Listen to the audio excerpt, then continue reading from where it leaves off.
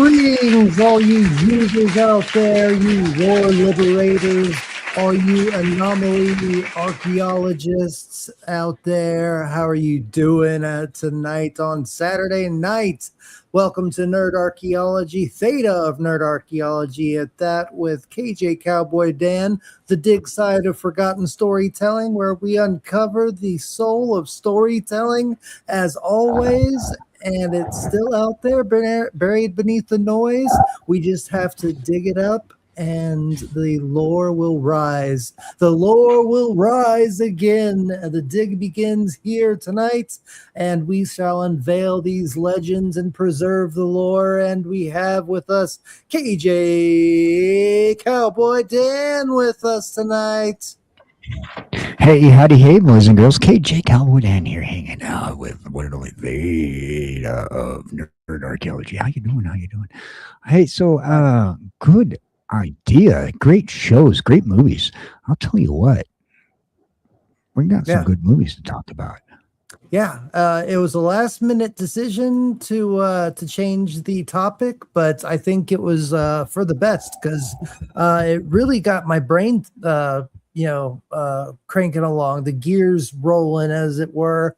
It's been a while since that's happened. So when we started talking about this topic, it was like things just started to click in motion. And I think that maybe you have an idea out there, everybody that's out there in the chat. Sound off if you got a pair. Jamie Lynn says hi, and looks like just me and KJ are here. Hope everybody else is having a good Saturday night. But we have a great topic tonight, and if we have to do it again, I don't mind, because this is a topic that's really got my gears going, and I really want to talk about it. It's about a bunch of psychological thriller films and how they correlate with each other. I don't want to spoil it, so we will start with one of the movies at the beginning, and that is Kiss the Girls. Have y'all seen it out there, Jamie? Anybody out there, have y'all seen it? It stars Morgan Freeman, and let's see, it has Morgan Freeman and who else? Who's the woman in it? Is it I can't think of the maybe woman. this will help you out right there. Ashley Judd. Ashley Judd, that's it. Yeah, okay. Yeah. And we like Ashley Judd. She's a good actress. Yeah, exactly. And basically it's based on a bunch of film, or a bunch of books by James Patterson. And the film, I don't know how much it derails from the book, but as far as the plot of Kiss the Girls, it's I believe he's a psychiatrist. He's a doctor of some kind. So in this movie, he's a doctor, apparently. And while it's in the same universe as Along Came a Spider and Seven, this is the first of the series. Yeah. Kiss the Girls. Exactly. And as far as it goes, this whole stream is going to be based on psychological thrillers that focus on a certain deadly sin. And with Kiss the Girls, lust is the one that we're starting out with. So we're, the villain in this, the killer per se, is called Casanova, and he is a narcissist, and he's a sexual addict, and he's possessive, he's narcissistic. It's been a while since I've seen this movie, but it's I remember liking it. It's just been a while since I've seen it, and it's we're going to circle back to it eventually, but I don't remember too much about it other than that I liked it. It's been probably 2 decades since I've seen it, but it's all about obsession becoming can like the I think the tagline was something like can obsession become love, can ever become love or something like that. Um and and I'll get to this in a while, but do you have anything that you wanted to talk about with Kiss the Girls?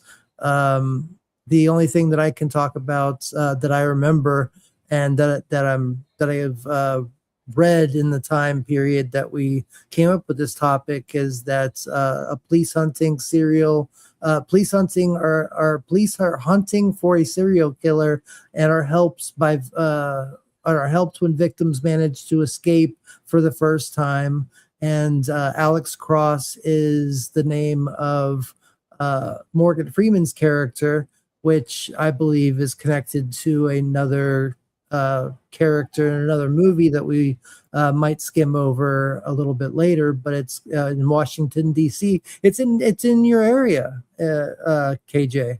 So yeah, Washington D.C. So Kiss the Girls, being a book written, a part of a series written by James Patterson, #1 hit series. Now, the phrase "kiss the girls" refers to the classic nursery rhyme "Georgie Porgy, puddin' and pie, kissed all the girls and made them cry." By the way, the Georgie Porgy story is a true story. If you want to go back and look at that, there's a few people who cover the true story of Georgie Porgy. I didn't know that was actually a real. So pretty much, it refers to like a British duke, and yeah. So anyhow, when compared to the 7 deadly sins from theology, particularly Christian theology, it maps primarily to lust, but it also connects to pride. It does. I had a hard time selecting which one to connect to each of these films because there are multiple sins, but this is the one that's most connected to pretty much James Patterson in his books. He typically goes back and forth from he covers like all the 7 deadly sins in like almost every story. There's always something involved in them. So where you have in this movie, you have lust, which involves the selfish, undisciplined desires, and similar to taking physical liberties without commitment. And it also has the association of pride, which relates to selfish ego, cowardice, represented by running away when faced with equal accountability. Now, where the thematic that's the sin that's supposedly Lucifer fell from heaven from, right. So like there's a lot going on in this story, and so I had a bunch of notes here because I was sitting down for a minute looking at the notes. But so in the pretty much the plot overview, you have the abduction of some young girls by Casanova, as you were saying before. I was trying to find a politically correct way of saying these things because we are on YouTube, and I'm trying not to say certain things. Them being held in captivity instead of immediately being unalived, and then holds for like they're being held underground as part of like some sort of weird almost like Split a little bit, but without the superhero aspect, right? And then there's like a collection and control issue. Now with you got Detective Alex Cross, and he's also a psychiatrist who is hunting this killer after his niece is taken. Not to be confused with taken. Well, yeah, exactly. And Kate Ashley Judd was one of his victims that escaped. So they team up to try and find Casanova. And Yeah, the so forensic psychologist Alex Cross travels to North Carolina and teams up with her and hunts down Casanova, the serial killer who abducts. And they focus on Casanova abducting strong-willed women. So like he doesn't go after the weak-willed women. He goes after the strong-willed women, which connects to the pride aspects. Like he's not going after the easy fruits. He prides himself to go after the hardest of targets. right now, unlike it's his demands basically. This is a prequel movie, by the way. It was filmed after the movie that we're going to end on tonight. But unlike the movie that we're going to end on tonight, this movie, the book by James Patterson, this movie right here is, believe it or not, one of the ones that focus less on James Patterson's obsession with the 7 deadly sins. Even though this is, and so like, there's not really much I could say about it other than like, you have a big issue of pride. Casanova's prideful and he's lustful. Pretty much, that's the polite way of putting things. Exactly. And that's why I said in the backstage where there's probably going to be a few movies that we're going to focus on more. Because I only remember a few scenes from this and the basic story, but in other movies, I think we're going to go into some detail and maybe even have some back and forth on what we think about the films and the protagonist and the antagonist and how they relate to the story and stuff like that. So. But we wanted to start with this one first because of Morgan Freeman's character as Dr. Alex Ross. And we will tell you why at the very end if you stick around for the entire time. And if you are having fun here and like to support the channel, keep the channel going and keep the channel alive. Leave a comment after the stream is over and also leave a like, subscribe, share this out to as many people as you can, and hope to support the channel. And I'll put the graphic up as well just to let everybody remind everybody to support the channel if you get the chance. No pressure. But we do have new merch in the store. So preserve, collect, and own all of your physical media forever. And thank you everybody for supporting in that way. And then we also have the World War II advertisement as well. And so if you want to scan this QR code and support the channel and send in some extra little bit to support the channel and pay the internet, and in any way you can support, that's awesome. And if you just want to be here and like the channel and support it that way, the biggest way to support the channel is by watching the show all the way through, or if you want to go back and rewatch the stream, just have it like before a couple months ago, it was recommended that if you're going to sleep and you're in the other room or something, just put the stream on and have it run all the way through. It helps the algorithm grow, and it shows that the YouTube is getting all the watch hours and stuff like that. So support the channel, becoming a member, sharing and streaming the videos. gifting memberships, shop into the merch shop. There's a Ko-fi and a PayPal, and there's also affiliate links in the description below. So thank you all for letting me share that real quick. And I will play this real quick so it doesn't get wasted. Check it out.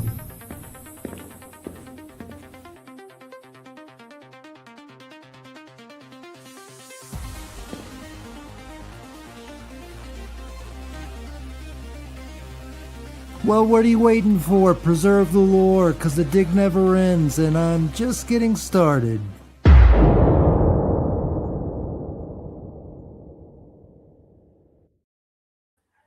And we are just getting started here. So the second one that we're going to get into is the famous, the amazingly made film with Jodie Foster, Anthony Hopkins, and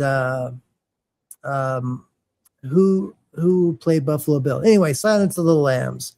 And this one we are putting under the category of greed.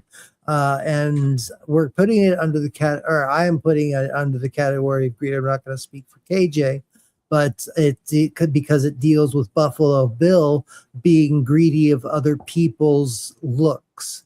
And he is literally trying to make himself look like another person by sewing together a suit made out of women.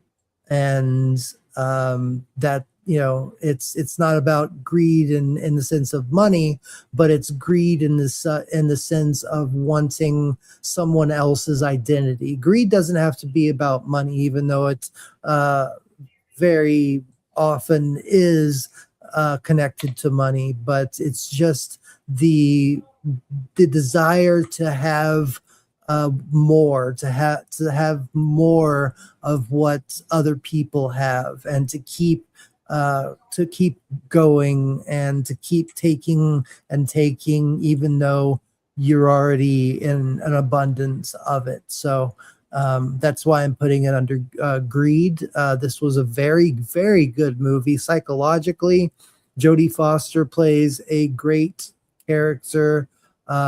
Again, I forget her name. Clarice. Yeah, Clarice. And Anthony Hopkins plays Hannibal Lecter, obviously, and he is helping her solve this case with Buffalo Bill.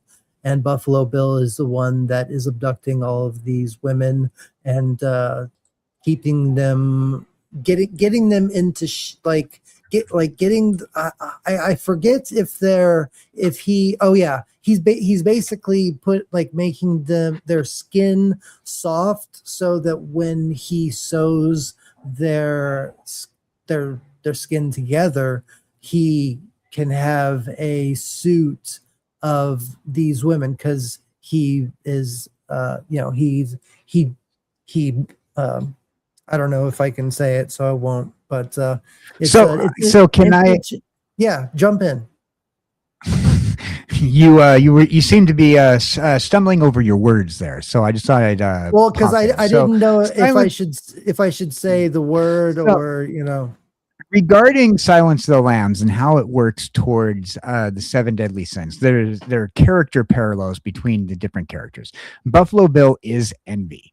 All right. So played by James Gumb, displays a warped form of envy. He conveys the identity and physical attributes of women, and desiring to transform his own body out of the deep-seated rejection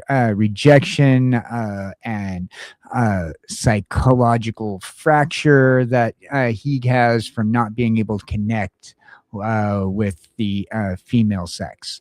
Now, Dr. Hannibal Lecter, he represents in this movie in particular pride. Yeah. A lot of these movies are they have several sins, and pride is usually on there.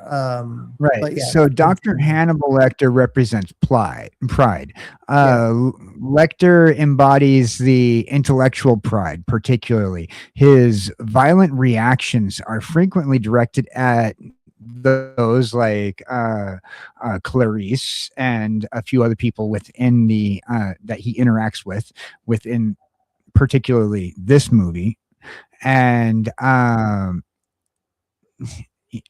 directed at those who offend his refined sensibilities. Now, he not only is he like smart, and he wants you to be smart around him, and he's offended when you're not smart. He's offended when you're not refined. That's the reason why he compares things to like it's like having steak with fava beans and a Chianti sauce or whatever it was. It's very refined the way he describes things. Now, he's a very cultured man. He's very intelligent, and he prides himself on that, looking down on others. There's also Go ahead. Yeah, and there's also with Lecter, you also have gluttony, and wrath. Also, where Lecter's cannibalism represents a literal and grotesque consumption, merging the sin and gluttony with the world. The cold, calculated wrath as well beats into that topic. See, I would actually say that wrath isn't a part of his character arc. I think he's very refined, and he's not wrathful. He just knows what he is. And but it comes from wrath, in my opinion. Well, okay. Well, either way, he has the pride and the gluttony, the two primary ones that represent his character, and it's calculated with his pride, and his gluttony is just like, hey, you know what? I'm going to consume you. Now. There's also a lot of biblical imagery within the film. The lamb as is innocence. The title, and Clarice as her core motivation is backed by biblical imagery. The lamb representing purity and sacrifice. Clarice's trauma. Christ is the Lamb of God. It's the silence of the Lamb. I mean, it's very biblical. So yeah, I agree.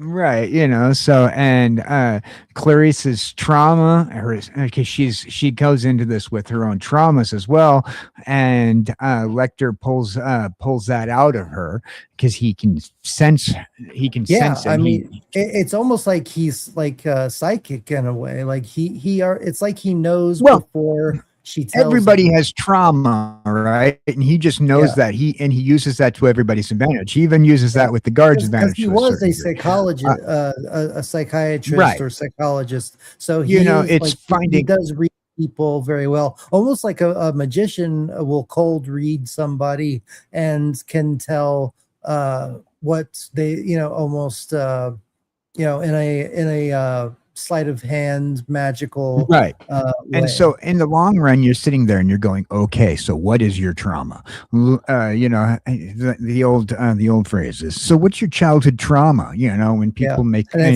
you're being when you're being weird, you're the lambs, Clarice. So like he's like looking for the trauma within this lamb. Has she ever been led to slaughter? If not, she's going to be led to slaughter, or he wants to, or he dreams of it. So like now when it comes down to her inability to save the screaming lambs from slaughter, so for example, on the Montana ranch, in that sequence, and rescuing the senator's daughter functions as her path towards a moral redemption and silencing said trauma. Now, redemption versus damnation is a big part of one of the movies that we are definitely going to be communicating on later. With 7, there's a lot of damnation that we're going to Yeah. be seeing, as well as I like, didn't want to say that yet, but well, like I said, later on, this is building up towards it. well, But yeah, but Silence of the Lambs, on the other hand, where I mean, I everything guess it is goes, pretty obvious that that's where we're leading up to. well, But it's in the thumbnail. yeah, If anybody looked at the thumbnail, they know well, where we're yeah, going. it's in the background, so it's if you paid You know, attention, yeah, where Silence of the Lambs explores individual moral struggle and moral redemption, and moral damnations, and the personal salvation that Clarice has to go through, and the psychological battle against eternalized evil. yeah, exactly. Sorry, And cat move. I would I want to go. I mean, because you are right, exactly. There is multiple deadly sins that are abundantly clear in this film. Uh, I would just go back to Buffalo Bill, and I don't think um, I don't think his actions are wrathful either, or prideful or anything like that. I really do think it's a focus on envy and greed, like you said. Um, but we're gonna put this in the greed category, so that we have a film that is specifically located in the greed category, because all of these are going to add up to the movie 7, like we said. But Buffalo Bill, not he is not comfortable in his own skin. He obviously has dissociative identity disorder, and greed is about I deserve more, and that's kind of what his whole thing is he thinks that he can take, and he does take, from multiple women, and taking literally their lives so that he can be more, like that he can always get more. And it's never going to end, because obviously when you make a suit out of skin, that skin is going to turn into dust. I mean, it's going to harden, and that suit is going to need to be replaced. So that's why I put it in the greed category, because it's a never-ending cycle until he gets caught. It's going to continue happening, because that suit, regardless if it gets finished or not, it's going to need to be replaced at some point. So that's why I put it there. But it is a fantastic movie. I love the interactions with Hannibal Lecter and Clarice. I love their relationship. It's a very emotionally. It's very emotionally traumatizing in a way, obviously, but there's also something that they have a connection together, and Clarice doesn't.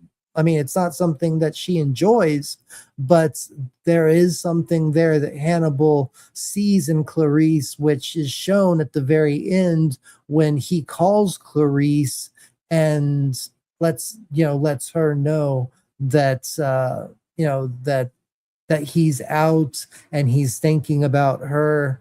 And it's a very odd relationship, but he sees something in Clarice, and Clarice doesn't want to admit it, but there is something that, and I'm not saying anything romantic, I'm just saying that there is a um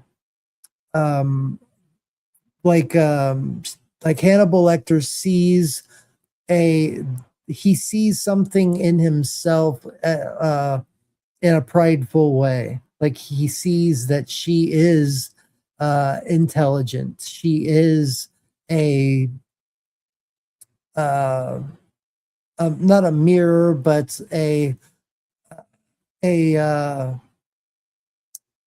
she is willing, or she has the ability to share in some of his intelligence. I guess that's the best way I can put it right now. So, but yeah, the Silence of the Also, Lambs. just to mention as well, it was also just like the previous movie that we discussed Kiss the is Girls. also yeah, Kiss the Girls. It was Oh, you're roboting a little bit. also a novel just as well. This was a novel, and Yeah, its novelization was done by Thomas Harris. For those people who want to pick it up, here's the book you can be looking for. It's a great read if you haven't had a chance to already read it. Yeah. It is a little bit more. Like, I mean, Yeah. you get a lot more out of the novel than you do. I mean, Yeah, sure, don't and get that's me wrong. usually the Like, case. uh, Jodie Foster and Hopkins, great in this movie, but you want to Scott Glenn, you want all these characters to be to be something that's like that you can only get like in your head, like particularly as dark as they can be, as like kind of like maniacal as Anthony Hopkins' character, because he's maniacal. Yeah. For sure. He's not just a crazy psychopath who's killing people. He's kind of got like this kind of like, there's a reason why he's like the passage that you were talking about. He wasn't like when he said the fava beans and a nice Chianti. He wasn't just. I mean, he wasn't talking about like a beef steak. He was talking about, he wasn't. Yeah. No. Yeah, he was talking about human flesh. Yeah, exactly. Yeah. He specifically said something about a person. I think he was talking about the psychiatrist that overlooks the center that they're all in. This film was one of the first movies to this film was one of the first movies to sweep 5 big Oscar categories.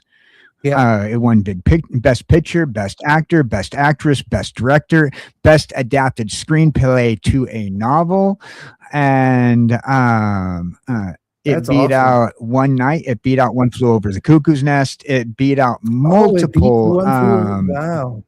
One Flew Over the Cuckoo's Nest is a really good movie.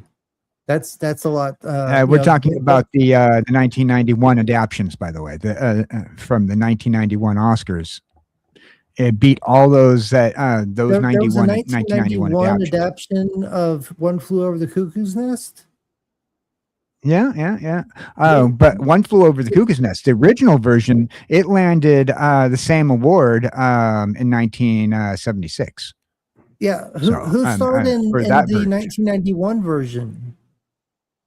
I don't have that information right at my fingertips. That's news to me. I've only seen the original with Jack Nicholson. They did 3 versions of One Flew Over the Cuckoo's Nest, one in 1935, one in 1976. Wow. And I guess I only know the 76 one.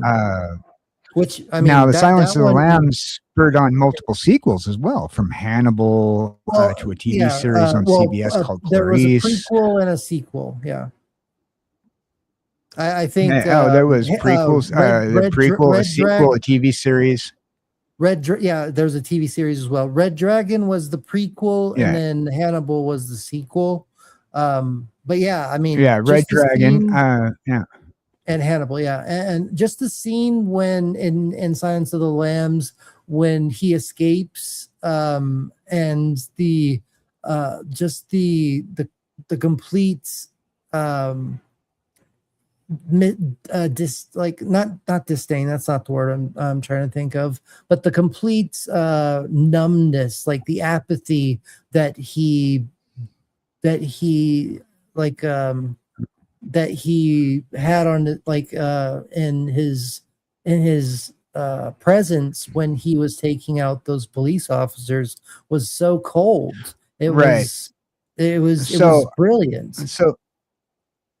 So Red Dragon and they had a few other adaptations as well that they tried to spin off over the years, but Hannibal and Red Dragon, which introduced the collector says that there was no 1991 version. Oh, okay. Well, once again, then that leaves the article I'm reading wrong. But is that on Wikipedia too?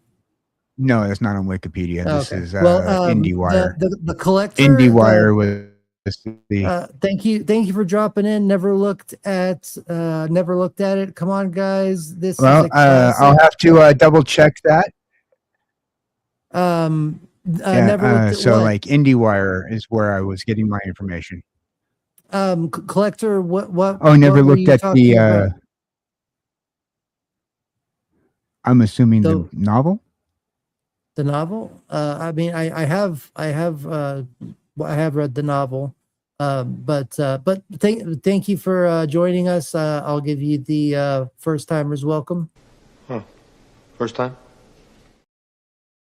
Thank you for joining us, Collector, and spit some facts at us. I'm all for admitting I said something wrong and learning.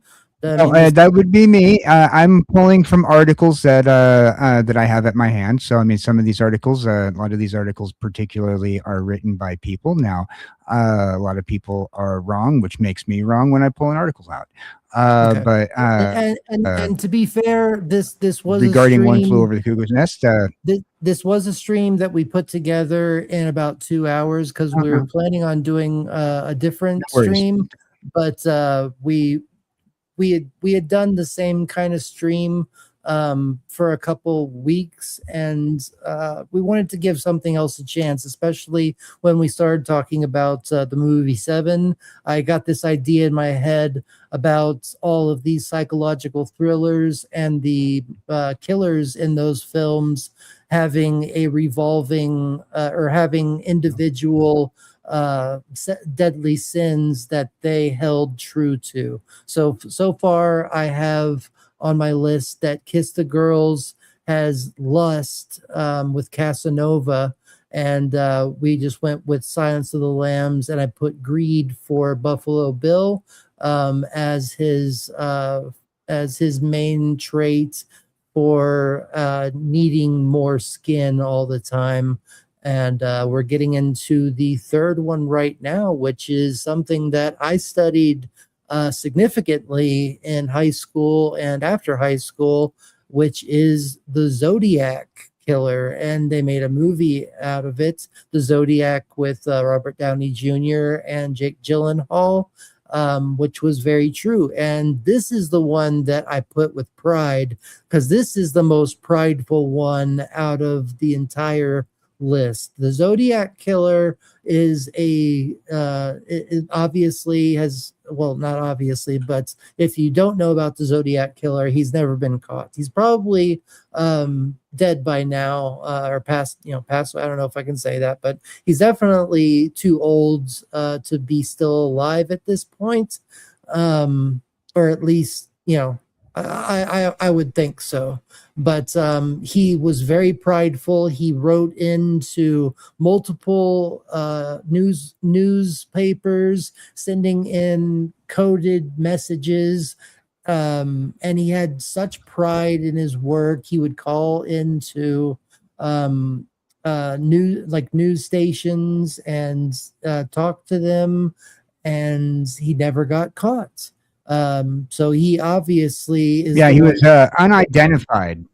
Yeah, and back then they didn't have the technology that we have now, but he knew how to avoid getting detected. He wore a suit that had the Zodiac symbol, the circle with the cross on it, and it looked from the drawings that were made back then. He had like a black sack over his head, and he used different weapons on each of them, on each of the murders, and he was just very prideful in the. I mean, he would literally write notes in the victim's blood on the vehicles, just to taunt the police because they didn't get close to finding out who he was. And now there are theories out there of who he was, but then there is also, according to the FBI website,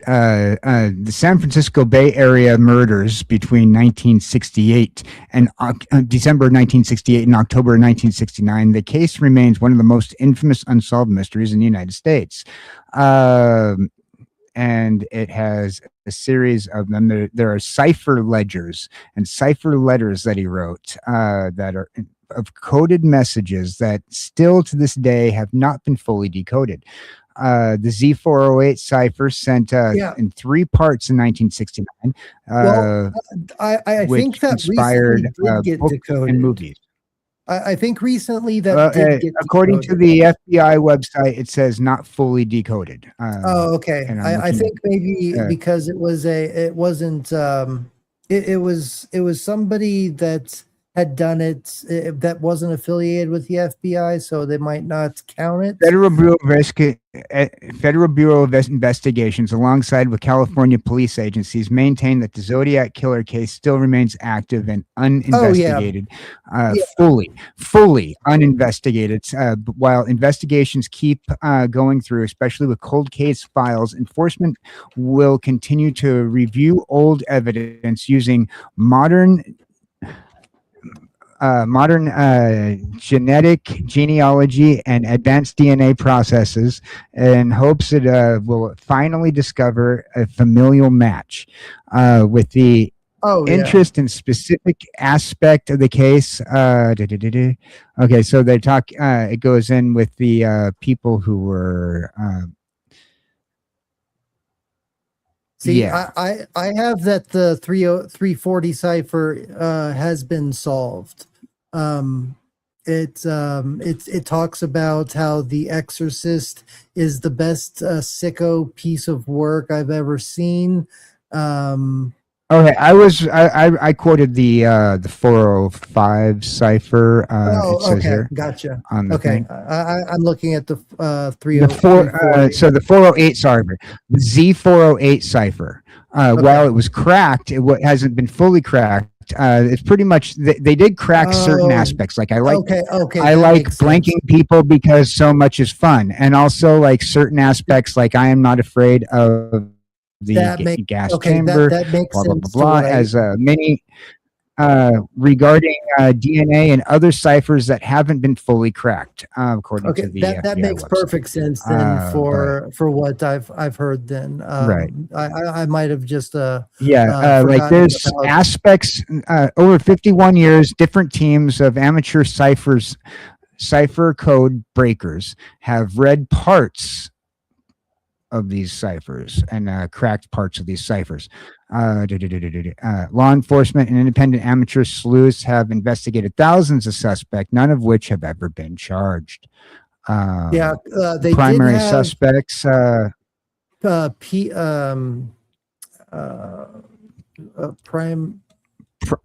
Primary suspects being Arthur Allen and Gary Post. Gary Post, that's right.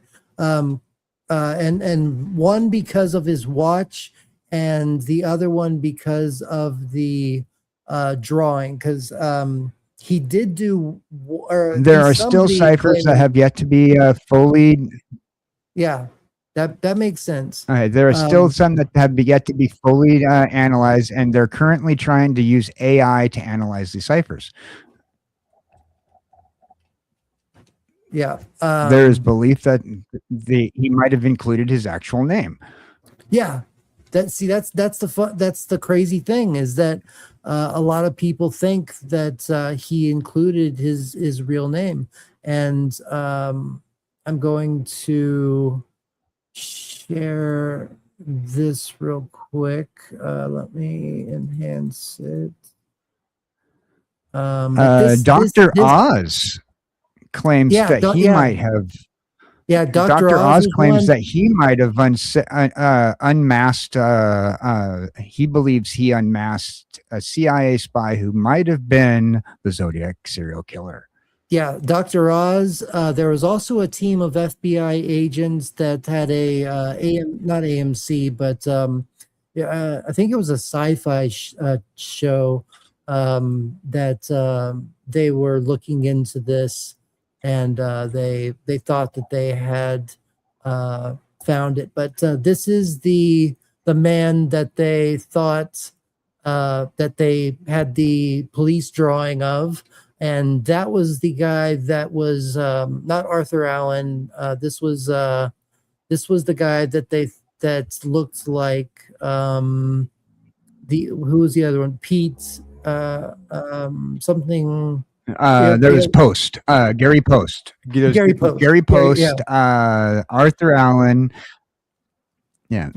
Gary and Post and Arthur Allen were the number two number ones. They were looking for evidence wrote by the Zodiac brand wristwatch, as you were you quoted earlier, featuring the exact crosshairs and symbols that were used by the guy.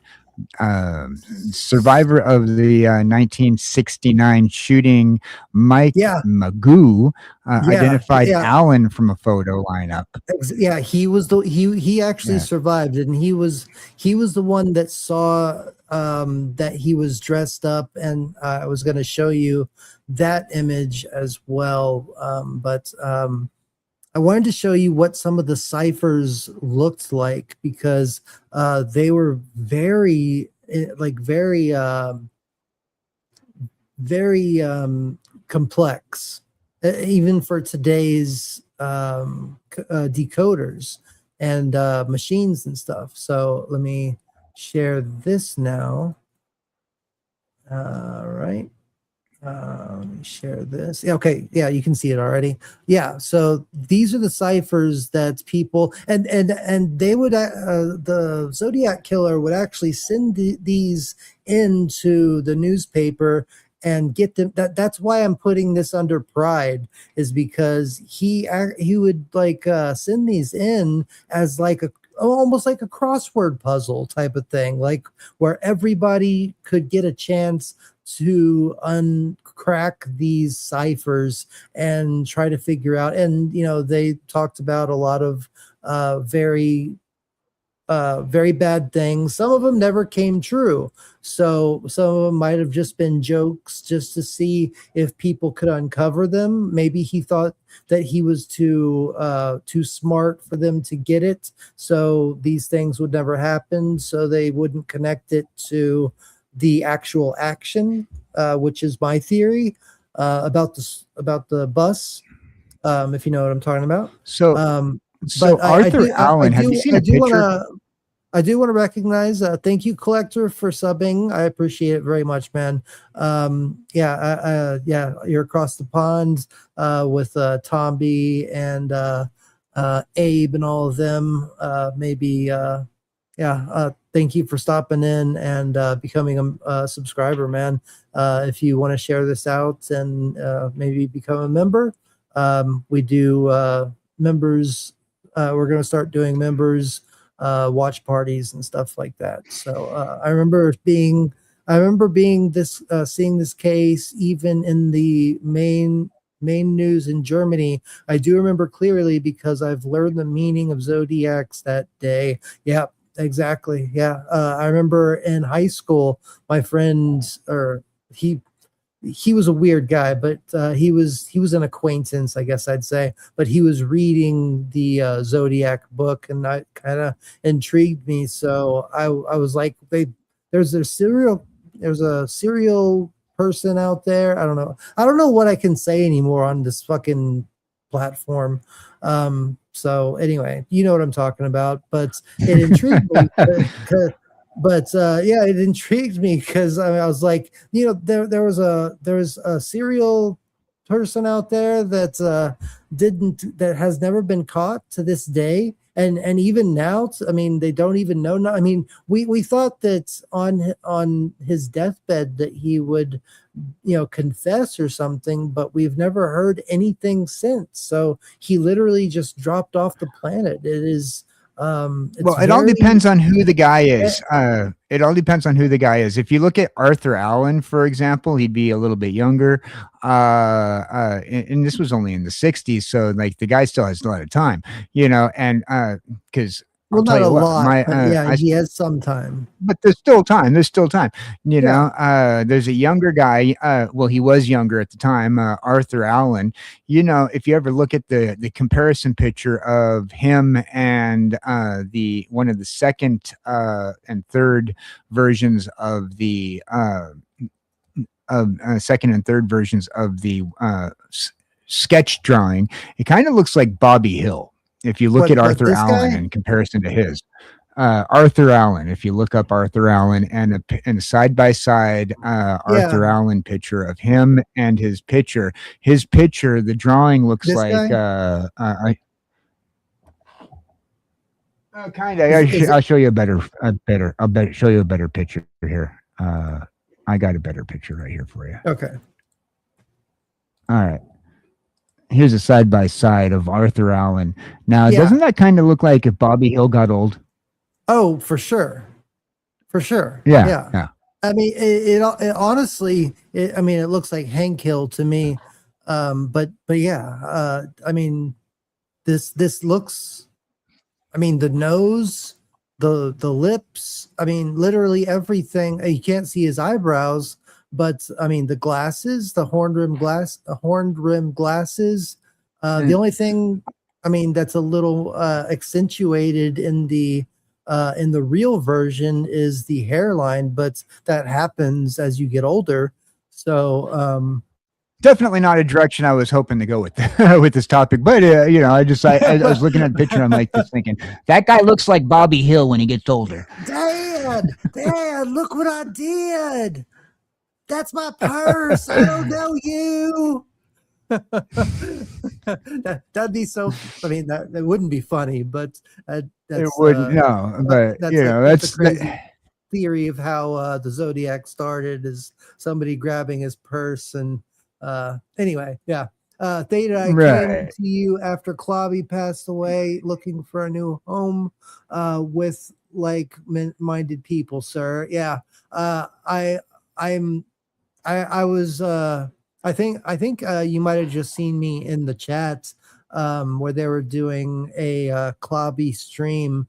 I unfortunately never got to meet him. I watched some of his videos, but I know he was a big part of the community and well loved. He was I've never heard anybody say a bad thing about him. And so thank you very much for coming and trying, and finding a home here. You're always welcome to be here, and anything that you have to add to what we talk about is always welcome. We always try to involve the chat as much as possible, especially when we're talking about theories and stuff like that. So I truly do appreciate you being here, and just for being here. I'm gonna play a funny video of it's a behind the scenes take on Empire Strikes Back, when they didn't want Kenny Baker to reprise his role as R2-D2, so they were trying to find a different actor to replace him. So this is just some footage for behind the scenes, but hopefully you'll enjoy it. It's kind of weird, kind of funny.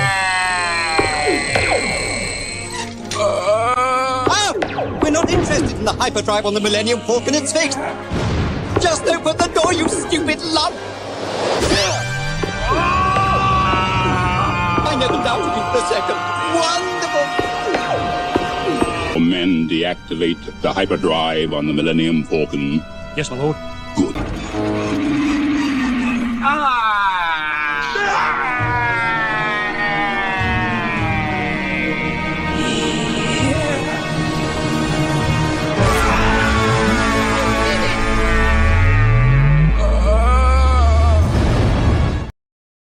Sorry, I find any chance I get to play that video, but yeah, the Zodiac is something that I followed and I still follow to this day. If there's ever any news that breaks on it, I try to keep up to date with it because it's something that has followed me from ninth grade. I mean, literally since I was probably 14 years old. So that's probably not something a 14-year-old should be looking into, but it'll be 20 or 14, 30 years. It'll be 30 years next year. So yeah, this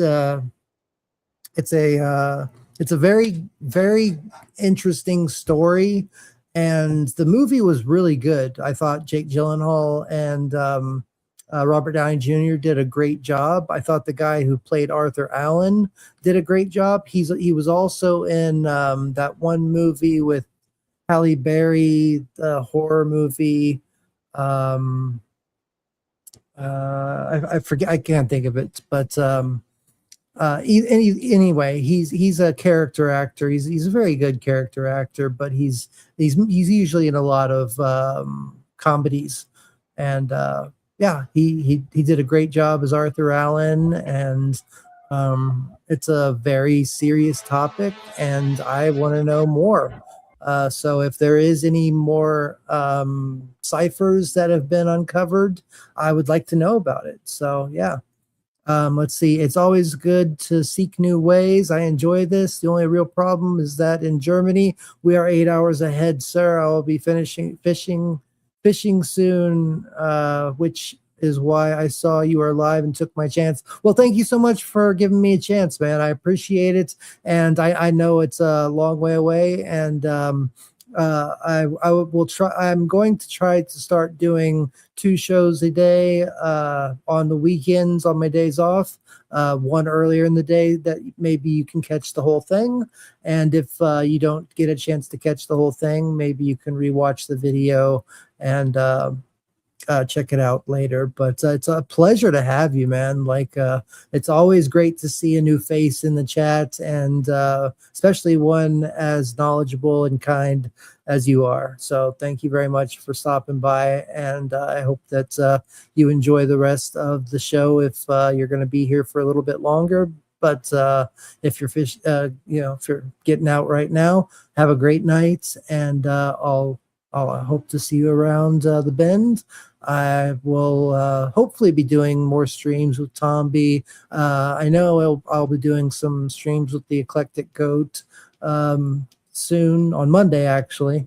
And yeah, I'm friends with a lot of people on the other side of the pond. So we'll try to accommodate and be there for y'all and do more programming, and I'll be making more videos that you can watch on your own free time. So, but I did want to spend a little more time on this because it did focus, I did focus a lot of my time and, throughout the almost 30 years, 29 years on this. So this is definitely pride. He was definitely very prideful in the way that he did this with the letters, the ciphers, the codes, television. I mean, he wanted the attention. He wanted everybody to know that it's almost like he wanted to get caught. It's almost like eventually actually it in some of the ciphers that were decoded, it actually said "catch me if you can." Exactly. It's almost like a correlation with Hannibal Lecter in the sense that they're looking for a competition.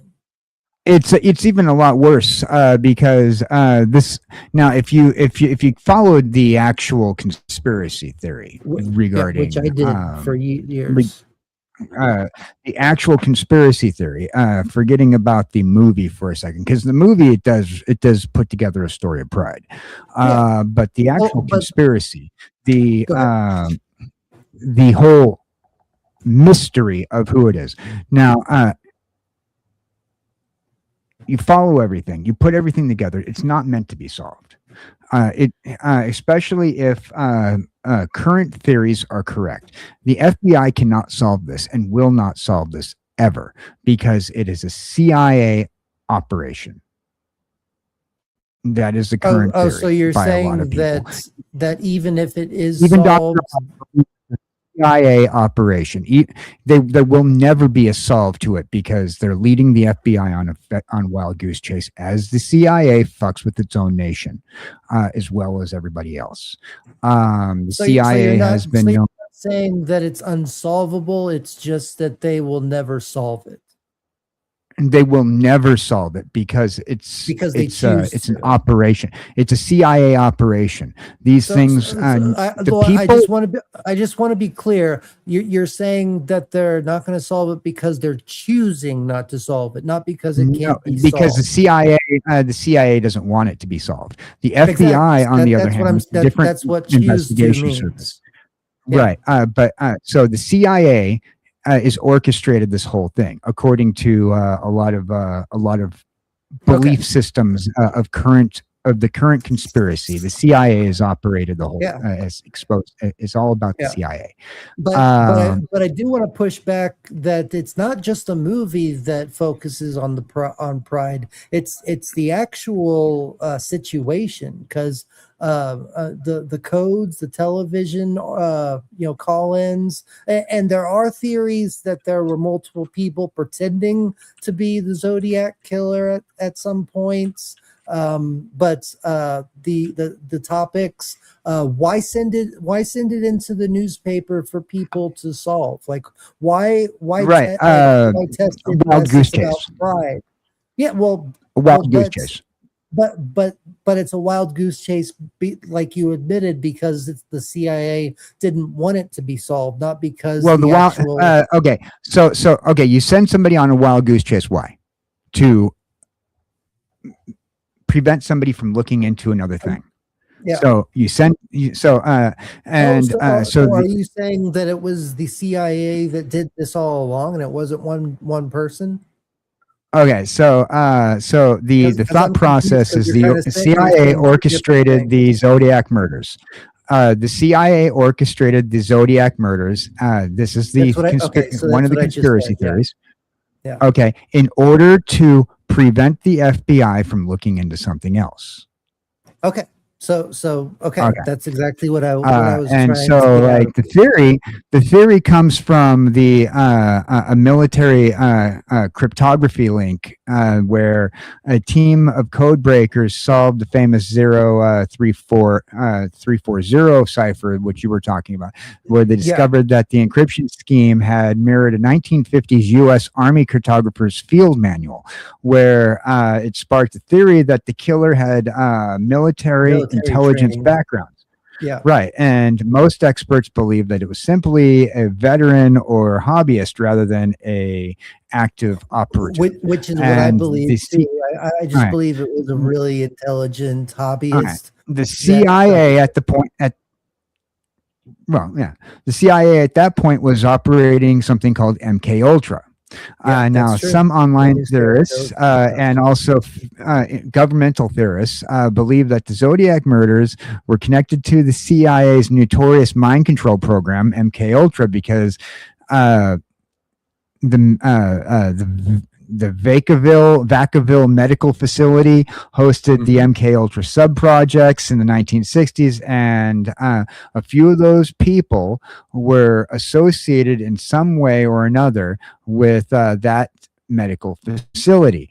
Now, the sub-projects of the 1960s, which were a few conspiracy circles speculated that the conspiracy of the killer was swept under as a sleeper agent or part of a behavioral experiment. However, there is zero documentary evidence other than that of conspiracy theorists. Now, once again, it's all conspiracy until like something comes up. Now, every time MK Ultra and other links to the CIA have come up, that information has gone 100% redacted or missing, as recently with as we spoke about with the I want to believe, the UFO topic the other day when we spoke about the X-Files. Yeah. And I brought up out of fun, I said the missing documents that all of a sudden went missing when the CIA came in and wiped the FBI out of their UFO documents. And that I can believe. I was just making sure that I was understanding what you were saying, because it sounded right. And like so it goes even further. So when the CIA comes in and leads you on a wild goose chase, why is that? It's because they want you to look in a different direction. Yeah. It's like, and I mean, so I was literally about to bring it up about being a magician. It's like a sleight of hand. It's like, look over here, but you're really doing something over here.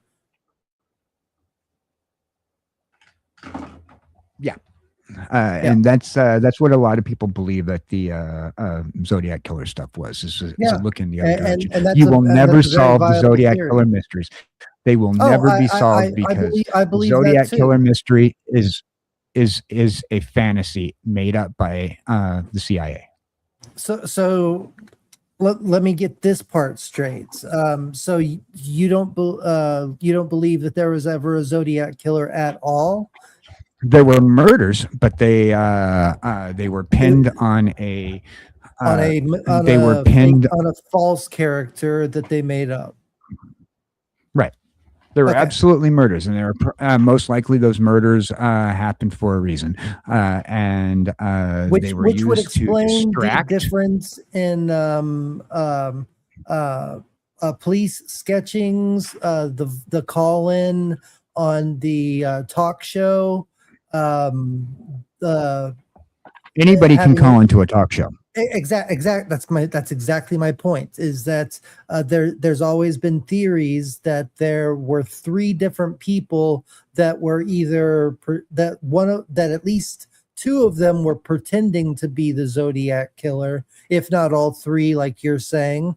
So it's a possibility. It's a conspiracy theory, but it's a conspiracy theory that has that can hold some weight to it, because it's not like we haven't seen the CIA or the government do stuff like this before. So it's particularly when local police agencies report that a few law enforcement officers have retired almost immediately after researching. I know. I read the book. Yeah, became financially stable.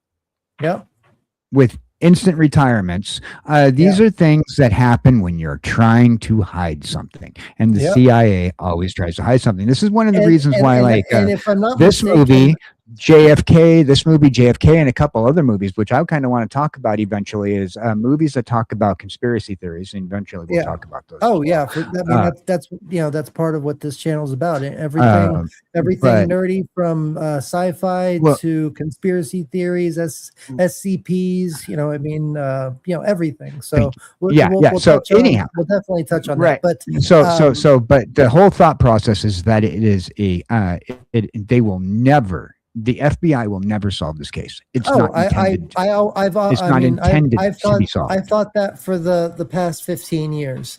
I thought that maybe by 2010 we might 3 prime suspects out of 6 does not include anything, especially after what it's 50, 60, almost 60 years. Oh yeah, and at this point Arthur Allen has passed away. So there's not going to be a deathbed confession from him, and I believe the other, There wouldn't be if they didn't confess. At any point in time, there wouldn't be a confession. So that would. But you can understand that if you're on your deathbed, that would be the one time where you would confess. You know what I mean? You can at least admit that, right? I think that the deathbed confession is very much a work of fiction that most people use as a work of fiction, a great way to move a storyline forward. Okay, but you're not answering my question though. I'm saying I just did. If there was a deathbed confession, I mean, if there was a time to confess, your on your deathbed would be the prime time to do it. In fiction, I think so. Not in. You don't think in real life? No. What if I'm on my deathbed and all of a sudden I get better? Screw that. This is stupid. Deathbed confession. What are you talking about? What are you talking about? Deathbed confession. Sure, in fiction, yeah. In real life, hell no. Come on. Come on. Don't. Come on. No. Nobody believes in confessions, that kind of stuff. If they do, they're living in a fantasy world or a world of fiction. Yeah, this is where we're gonna have to part ways on our thoughts, because I do believe that I mean, especially if you've had some kind of change in faith or something like that, where you want to get yourself right with the world and stuff like that. If I made mistakes and I haven't already admitted to them, and I know that I am like in the process of passing away, I would at least write like a letter or something and have it be found after I pass away. And that's the same as a deathbed confession. To me, anyway. Yeah, but I don't know. Anyway, I think why give yourself up for? Why give yourself up? No wise man would give themselves up for potential spending the rest of their life in prison because they have a change of heart on their deathbed, when they could possibly all of a sudden get cured of whatever disease is making you having your deathbed. Okay, well, but it doesn't make any sense to me. It doesn't make like humans are going to, if they're going to lie for that long, they're going to continue to lie for even longer. I agree that that is the probability, but I'm just saying that there is. I think that you're cutting it short. When there is a possibility. I'm not saying that it's probable. I'm just saying a possibility. But anyway, thank you, Collector. I look at what Collector has to say. Okay, I'm working for 30 years in intensive medical health care, and the only thing I have to confess is that people will lie even beyond physical death. Sorry to kill your illusion. That's all right. Yeah, that makes sense. But it's good to see that you are honest. Yeah. I mean, I personally, I like if that was something that I did in my past, and I was the person that I am now, I would come clean and probably spend the rest of my life in jail right now. That's what makes me think that other people that may have, I mean, because people change over time is all I'm saying. And cool. Even if there's a possibility, even if it is a slim one, I believe in the possibility, but I do agree that I believe in human nature. Human nature does not. In intensive medical health care, I've seen too many people, even on the doctors and nurses side, are liars. I mean, I don't want to get into it, but the hospital that my grandfather was sent to during the lockdowns and stuff, they took him. I mean, they took him out because they didn't have enough room for other people. The reason why these horror stories work in movies is because human nature. Okay, all right, human nature is a certain way. It is, yeah, it is. Which is exactly what I'm trying. And we've seen it in certain aspects of a community that has been existent upon our community. Human nature is a certain way. Yeah, and we've seen how people all I'm act. saying, and you'll probably say that this is just my thoughts of film as well too. Which I'll admit it. It might be because I wasn't raised by a father.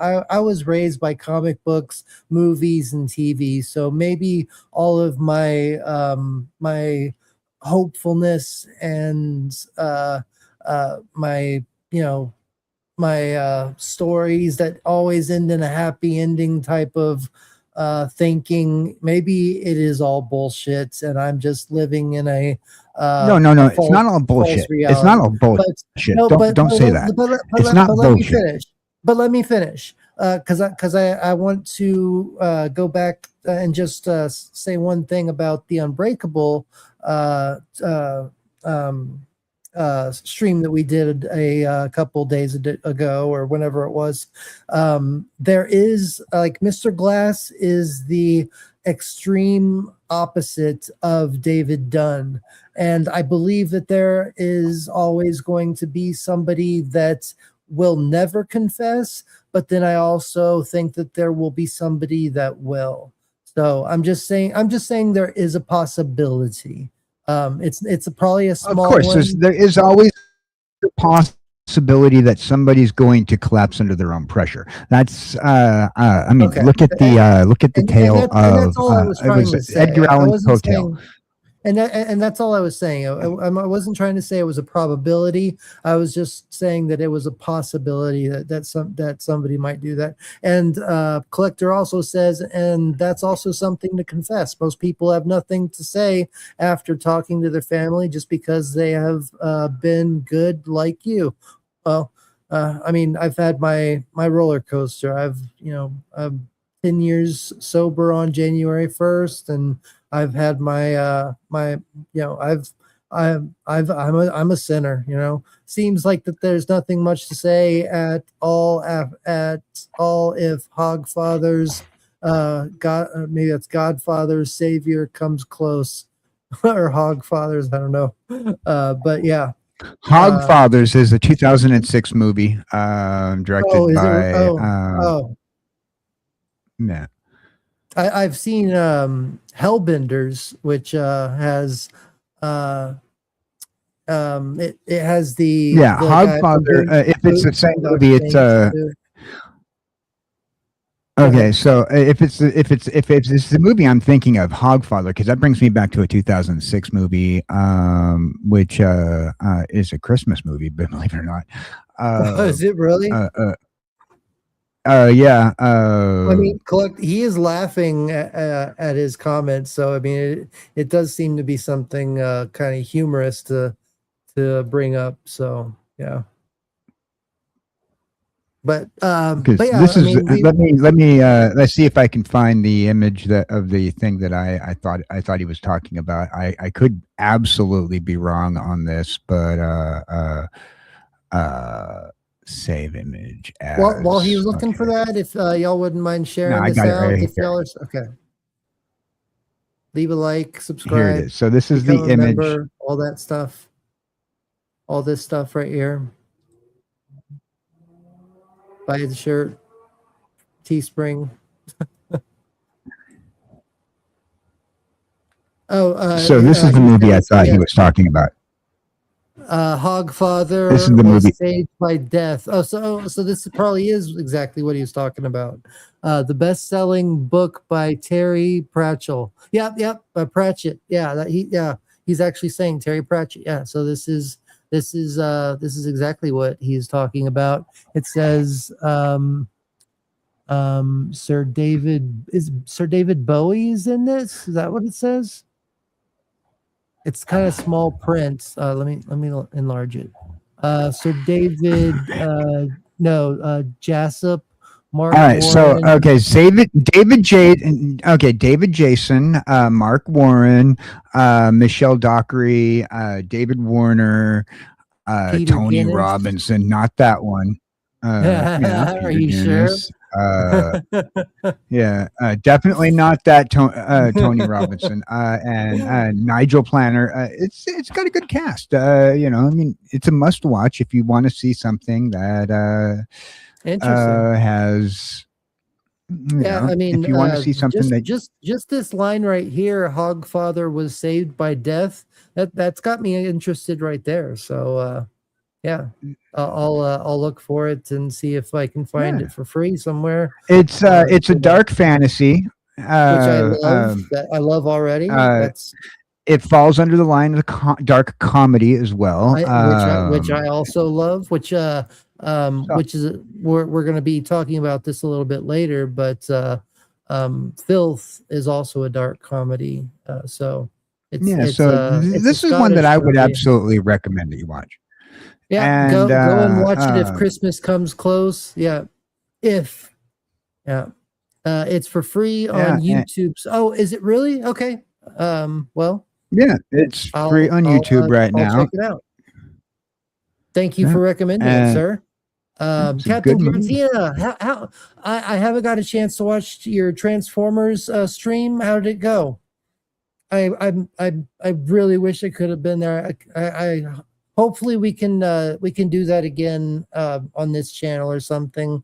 I mean, I'm definitely going to be doing a Transformers type of stream or a type of video every week. I'm trying to decide if I want to do Transformers videos showcasing each one of the characters and showing how their masterpiece style figure transforms and stuff like that, since I have all these figures over here. Autobots and Decepticons transform, and Skywarp up there, Skylinks up there, or Skywarp, or no, Skyfire. Why couldn't I fucking think of the word? But yeah. And now that was probably a bad idea. Now I got my camera all fucked up. Hogfather, if you get a chance to watch it, and Rotten Tomatoes does not treat it very well, but the audience score is really good. The Rotten Tomatoes professional critics, they didn't like it, but the audience love it. So it's something that you definitely want to give a chance to look at if you ever get to that point. It's like in Back to the Future when he plays Johnny B. Good. It's like, but your parents are gonna love it, or but your kids are gonna love it. Anyway. Well, the professional reviewers hated it. The professional reviewers hated it, but fan favorite at 85%. Yeah. I'll definitely be checking it out, sir. Thank you for recommending it. And we spent a good time on Zodiac. This is one of my favorite conspiracies, and especially now that you brought a new conspiracy to my attention, that there was never a Zodiac killer per se. There might have been killers that did this. These acts, but if the CIA took advantage of it to cover up another conspiracy, it's a possibility. They've they've never done it before. Oh yes, please. I stopped buying Transformers as I always broke them in process. Oh well, this channel is perfect for you. I'm going to. I've been considering doing a series on how to transform them properly, because these masterpiece figures are complex, and as you can see, I have the Constructicons over here, or at least 4 of them that have come out so far, but I have Devastator over here all put together, and Superion. Asking for more conspiracy. I am German. What exactly do you need? Nice. I like that. Okay. So let's move on to the next one. So I still say that it's Pride, even in the real life. But the next one that we are talking about is one that I just touched on, which is Filth, which is a Scottish movie with James McAvoy in it, playing Detective Bruce Robinson. He eats everything. He's an alcoholic. He is a drug addict. I mean, he is a glutton for everything. No amount is ever enough for him. It's I tried to put together the plot of the movie, and it seems to be a good movie, but there's a lot of like twists and turns, and he's so gluttonous that he starts seeing things, and it's not like supernatural or anything, but he's just hallucinating because he's on so many drugs, and over over gluttonous on every single thing, and he's just psychotic. So he's basically a slave to anything that gives him any sort of endorphin hit. But there's complete emptiness within him, and there was a murder that he is blaming on somebody else at his work, and then at the end, apparently his friend knows the entire time that it was him and turns him in. It's a movie that is recommended by several people, but I've never seen it.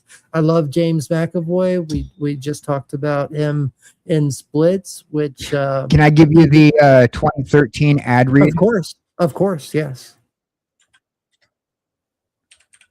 All right, because I have the 2013 ad read right here for the radio ad read, and it says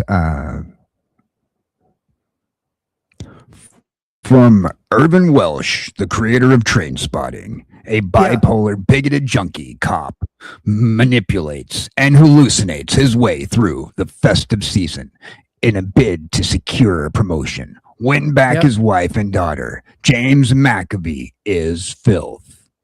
Yeah, exactly. Detective Sergeant Bruce Robinson wants a promotion. He is clearly the best man for the job.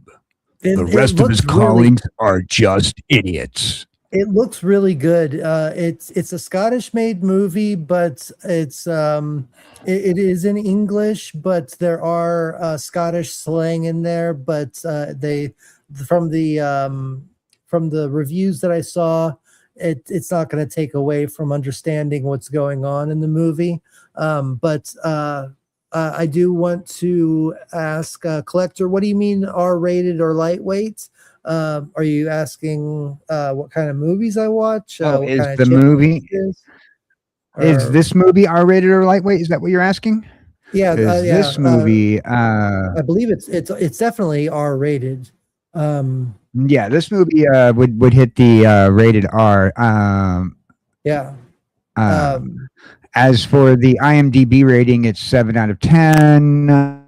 Yeah, it's supposed to be a really good movie. It is not intended for younger age viewers. This film is not intended for younger age viewers. Viewer discretion is advised. Yeah. So let me know what you mean by R-rated or lightweight. And Jamie Lynn Simmons, play hard. That's right. Play hard, work hard. He wants to know whether or not the conspiracies are rated, because he's asking about the conspiracies. The Zodiac conspirads? No. He says you want to, if you want conspiracies, light rate or R-rated. How hard do you want the conspiracies? I want the whole deal. Give me the R-rated. Don't lightweight this shit on me. I want the full shit, man. Heck, come on the show with us. We'll talk conspiracies one day. Hell, come on. If you're not going to bed, I'll send you a link. Send me a. He'd be just waking up. He'd just be waking up. He said a little bit earlier he was about to go to bed and go fishing, or later. But waking up to go fishing. Yeah. Oh, Did he say waking up you to go fishing? wait, you're just waking up? Well, if you want, if you do Because want to he's come in on, Germany. Germany's but like ahead of us. oh yeah, he's 8 hours ahead of us, but that would mean that he's at like 3 in the morning. But anyway, Yeah, so he'd be waking up. yeah, I guess go that fishing. would be the best time to go fishing. But I do want to Best time to go fishing is like bright and early in the morning. I know, yeah, I know. But I do want to recognize that DJ Plain Ice is saying salute and thanks to the Theta of Nerd Archaeology. You rock. Thank you very much, sir. And everybody that isn't subscribed to my other channel, Nerd Archaeology, where I will be posting all of my videos. This will be my live streaming channel and shorts channel. While this will be my videos channel and my video essays channel, where my theories are and stuff like that. So please go ahead and subscribe over there as well. But DJ Plain Ice also says, please make sure that your subscription is active and that alert bell is set to all. Y'all know YouTube can get squirrely, and reload the show when it ends and leave a comment. It only takes a moment and it helps a lot, and it really does. If you could leave a comment after the show is over, it would help so much. Thank you. Sounds like a good resume of our generation, even if it might be slightly older than you. I'm a 75er. Wow. Yeah, I'm I hear you, man. So you live through the best of times. We're living through the worst of times, as they say. They say it's the best of times breeds the what is it? The best of times makes for weak men. Weak men make for bad time. Or that's not how it starts, but yeah, it's weak men make for good time, or weak men make for bad times. Bad times make for well, I fucking can't think of it right now, but you know what I'm talking about. Hard times make for strong men, all that shit. So right now we're in the weak men period. And hopefully we can breed right now we're in the hard times period. So hopefully the hard times will make for strong men in the next generation. But anyway, stopping by to say hi and leave a like. Have a great show. I'll join the replay crew. Thank you so much. The collector, saying hi to the collector. Hey DJ and Jamie Lynn Simmons as well. DJ Plain Ice, Captain Giratina, thank you for saying hi to everybody. DJ Plain Ice also says, make sure you're caught up on the show. Check the live button at the bottom left of the screen. Push live to make sure it's got a red button dot next to it. If the red dot isn't there, you're behind. But that's all right. You can always keep track. I mean, don't skip ahead if if you're there, because watching the entire thing all the way through is a big help to the show. We could start at 45 later on. Okay, take care, DJ Play Nice. DJ knows me. I can go wild. Yeah, DJ is awesome, man. Me and him, we've been talking a lot lately, and he's amazing. And the collector, I was just waking up. Okay, so you're just waking up. Gotcha. Well, if you want to come on, send me a friend request on X, and I'll send you a link to come on if you feel up to talking and talking about some conspiracies. Weak men produce misery. Misery produces noble men. Yeah. I've heard a longer version of it, but yeah, basically, thank God I have a daughter. Good. Well, God bless you, man. Raise your daughter right. And I believe you're doing that. And go ahead and play this again. And I want to thank all my members.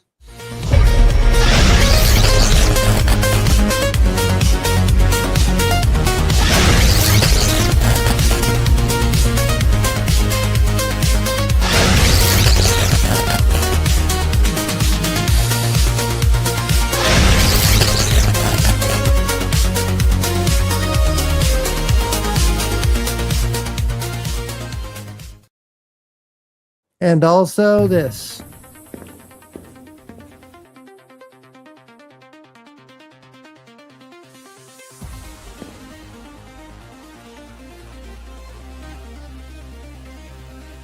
Well, what are you waiting for? Preserve the lore, because the dig never ends, and I'm just getting started.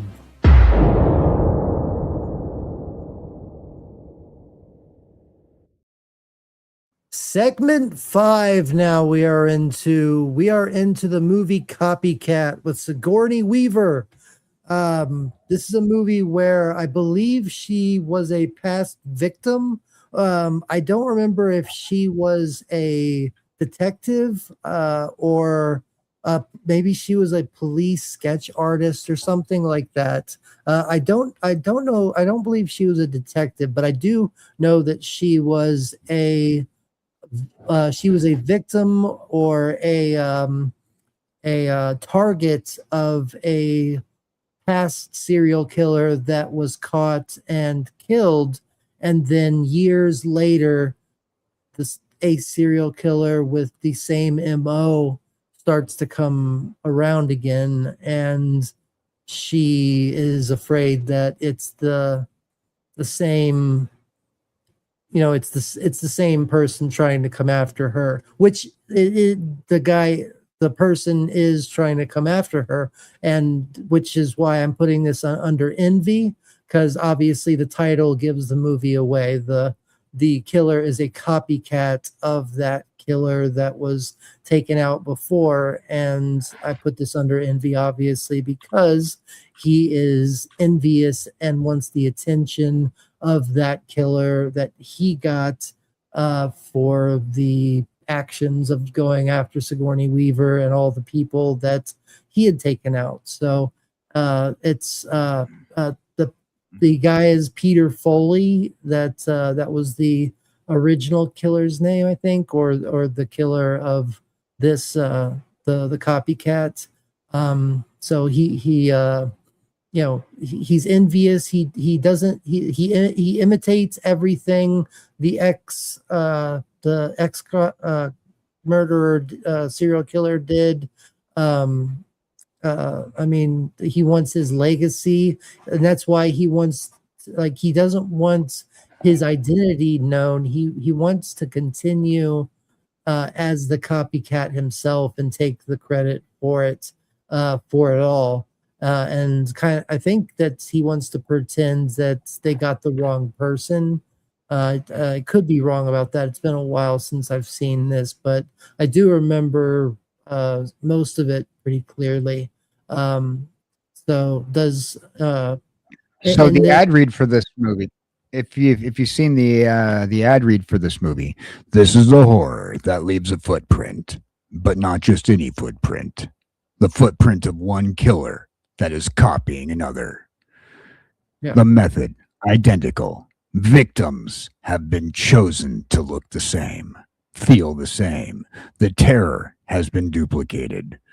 From the twisted mind that brought you definitive thrillers of the decade comes a psychological labyrinth that'll take you to the point of questioning every shadow.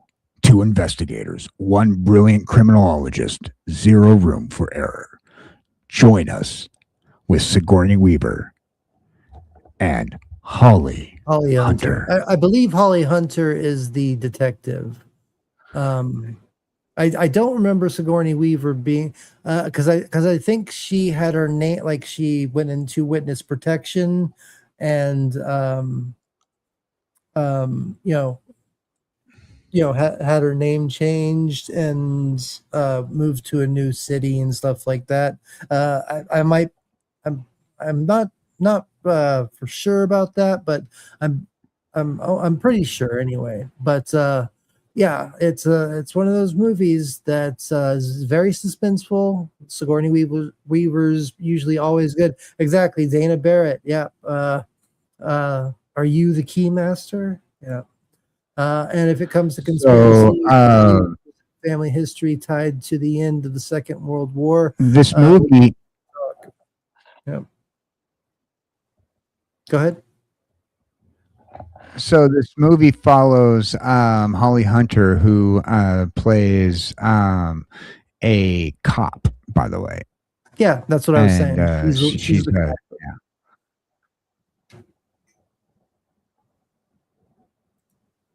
Yeah. Yeah, I'm pretty known in the community, frequent with CR Comic Relief Crusader. Oh, Mike or Weird Fantastic. I don't know Weird Fantastic, but I know Comic Relief Crusader, if that's who you're talking about. But you might be talking about somebody else. So am I crazy? Probably, but also harmless, sir. I hear you.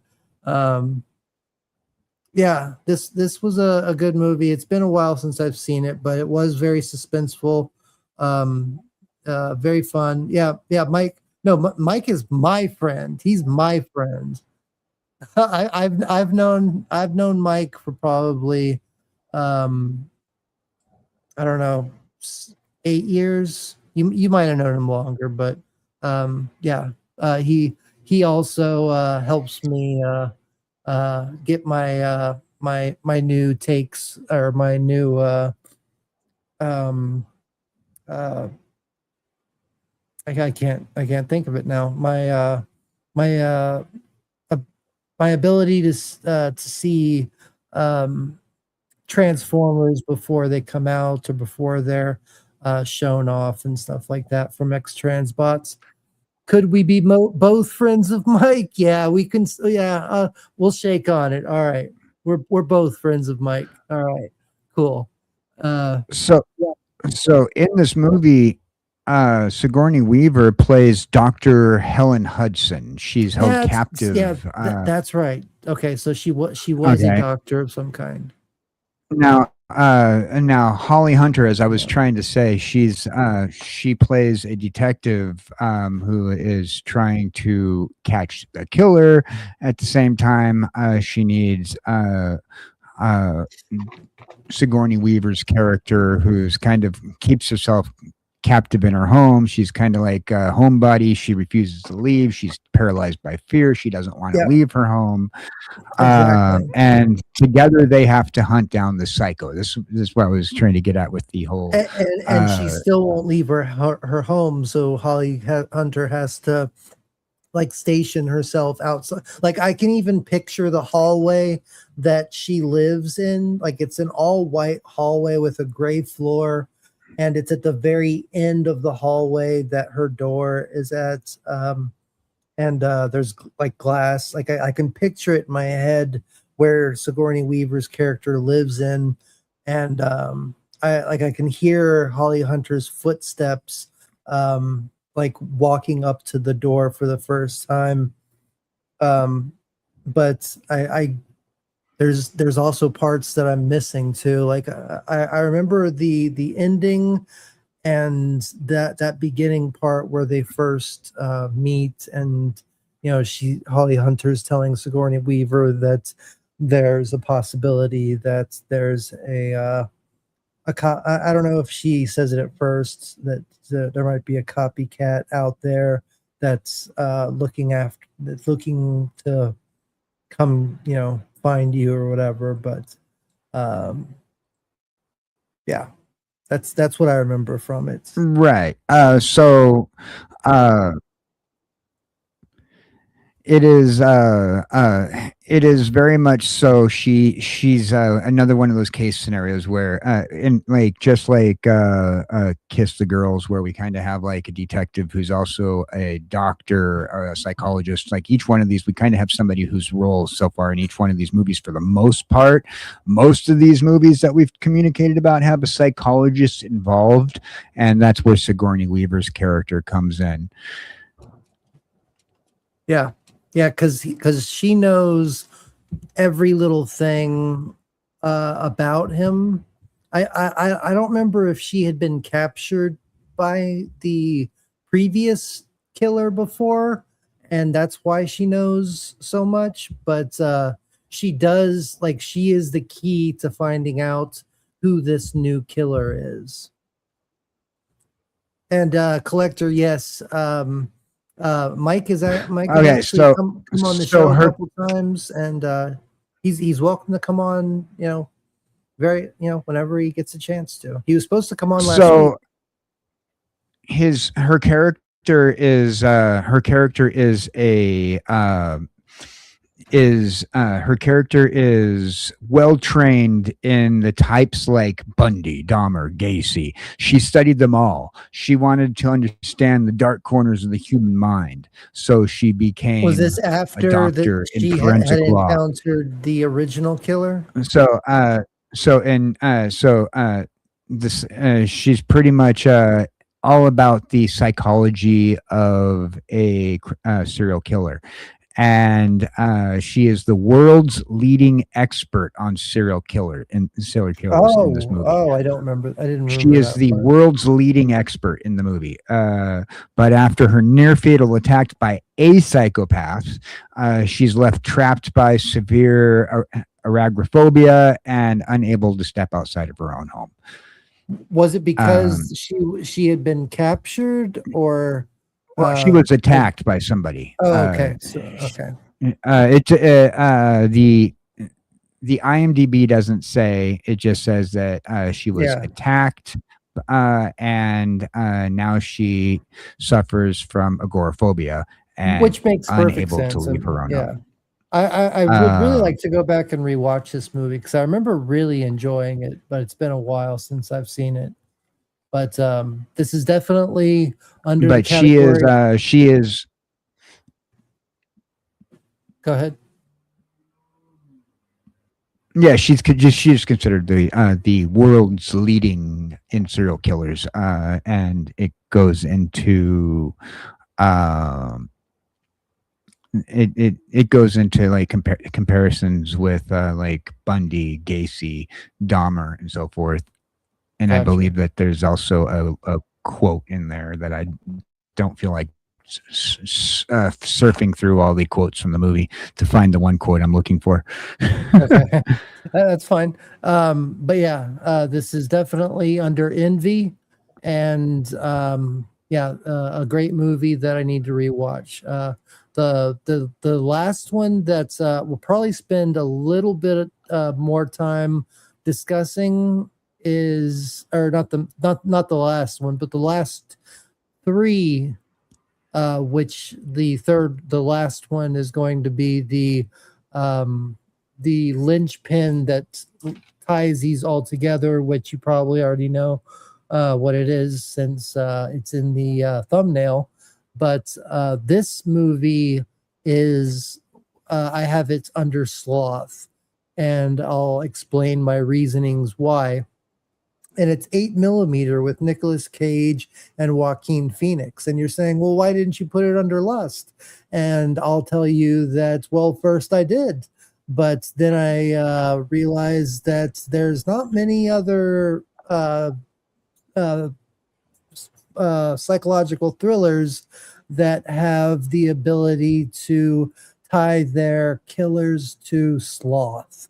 But this one I did, because the killers in this, the machine, they call him, and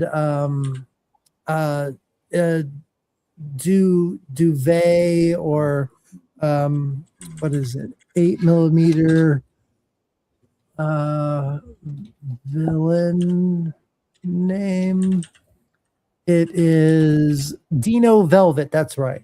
Okay, so the machine, Dino Velvet, is the producer of these snuff films that look too real to pass off. And so this millionaire had his daughter, I believe, kidnapped, and hires private he's a private, like, he doesn't work for a police department. He's a private, do you call it private detectives, private like he works alone, basically. Like, he doesn't work for a Private eye. Private eye. There you go. Private eye. That's what we'll go with. So he's a private eye, and he's hired because he does these kind of situations, and he's hired by a millionaire to find his daughter, whether she's dead or alive. And Nicolas Cage's character goes on this hunt for her daughter, or for his daughter, or her. Is it her or his? I believe there's two characters. I believe the man is the one that hires him, but then there's also a woman that he calls as well. But either way, So go ahead. here's how the promotional ad read for it in 1999. A private investigator lives in a world of shadows. Cheating spouses, insurance fraud, missing persons. Tom Wells thought that he had the worst of human nature. He was wrong. Yeah. When a wealthy widow discovers a hidden safe in her late husband's estate, she finds a small, unassuming reel That's of right. 8mm film. That's right. What is the recording on it? Is it unspeakable? An unspeakable crime? A nightmare? Captured in celluloid? Now Wells is hired to solve the ultimate question. Is the horror on this tape real, or is it carefully staged as a lie? Yeah. To find the answer, he must leave his quiet suburban life behind and plunge headfirst into the suburbanite underworld of the underground filth, corruption, and faceless monsters. A world where everything is for sale and where human life has a price tag. From Joel Schumacher. Oh, I didn't realize Andrew Joel Kevin Schumacher. Walker. Oh, The mind behind Seven comes a psychological thriller that pulls no punches. Nicolas Cage stars alongside Joaquin Phoenix and a relentless descent into the darkest corners of the human soul. How far down the rabbit hole can you go before darkness swallows you whole? How deep can you dig before you can never surface again? Once you cross that line, there's no turning back. 8mm, rated R. so good. It's such a good. That was movie. the ad read. That was the official ad read for that movie. And yeah, it's one of those movies that's so dark, but it's so well made. And honestly, I'm surprised Joel Schumacher is the one that made it.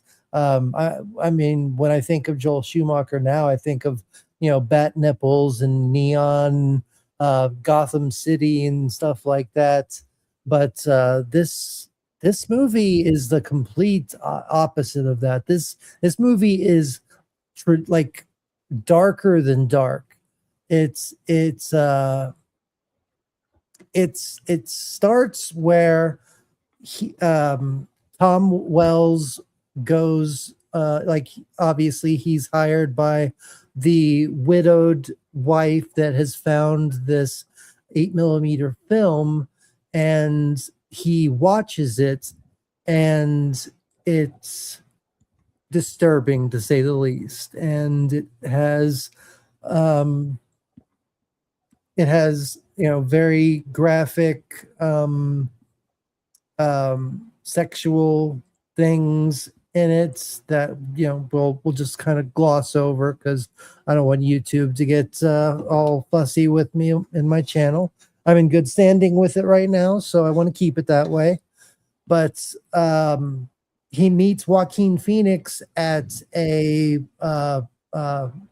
triple X shop, let's just say, and he's looking, like, he's asking for these snuff films. I don't know, can I say that? But anyway, he's asking for them, and Joaquin Phoenix, he's saying, like, there's nothing out there like that. That's all, that's all fake and stuff like that. And he Nicolas Cage, Tom Wells, basically convinces him that even if he believes that it's not out there, he wants him to go looking for it anyway. And he finds Joaquin Phoenix does mention the name Dino Velvet. and it's a Right. controversial Dino thing. Velvet, played by Peter Stommer. Yeah, and even Joaquin Phoenix's character admits that it's a controversial subject if it's real or if it's fake. He believes it's all fake and stuff. And there's even though there's triple X shops and stuff that he works at, and he knows all the people that are in that area, there's also like a deeper level of that.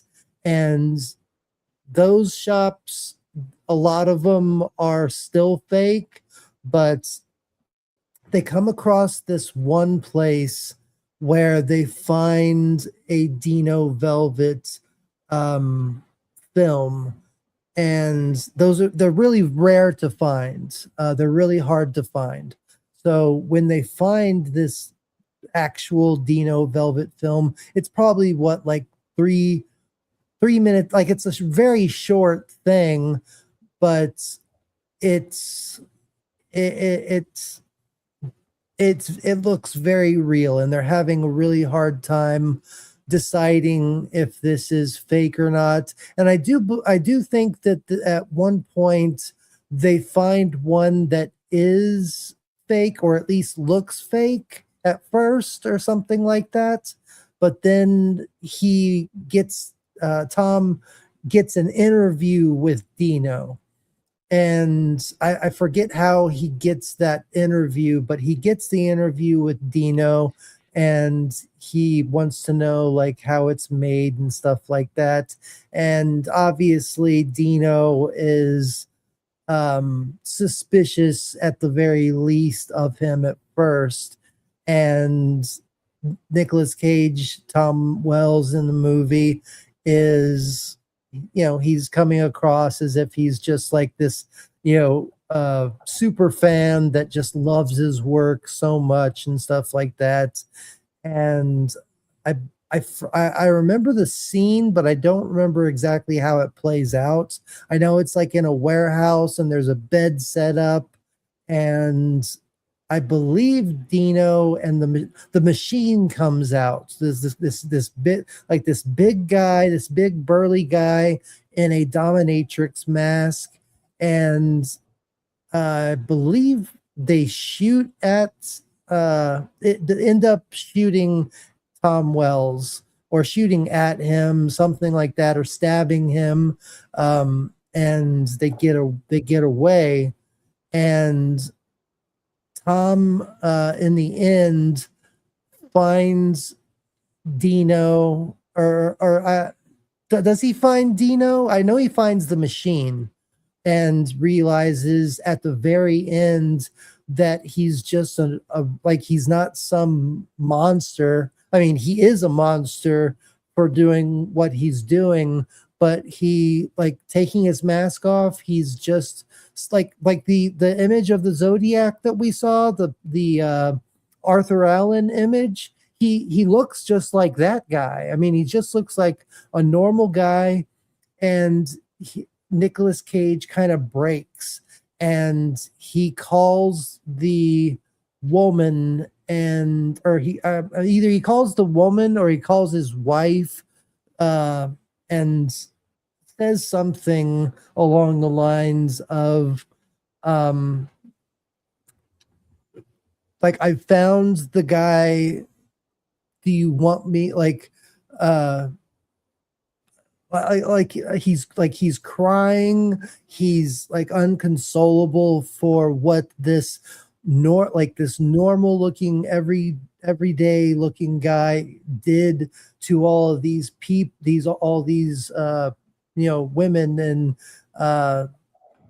he's basically inconsolable, and he beats the living crap out of the machine, and he ends him. And it's only after he gets permission from somebody that he does it. But I forget what happens to Dino Velvets. Does he get his comeuppance as well? Do you remember? Dino Velvet. There is a end to his storyline without giving too much away. Okay. I'm trying to figure out how because I mean this is something that like characters in this like I know it's a 1999 movie but like big part of the end of the movie, right? So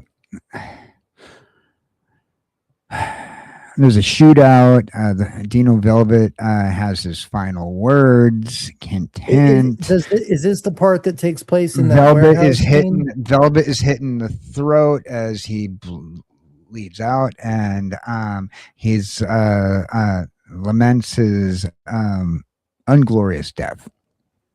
And his final words is, "This is wrong. Something's wrong. God, not like this. I'm supposed to have more." Yeah, and see that's why I put it under sloth, because the more that I researched sloth, But yeah, he does die, and he dies on the studio floor. okay, so it does happen in that warehouse scene. Okay.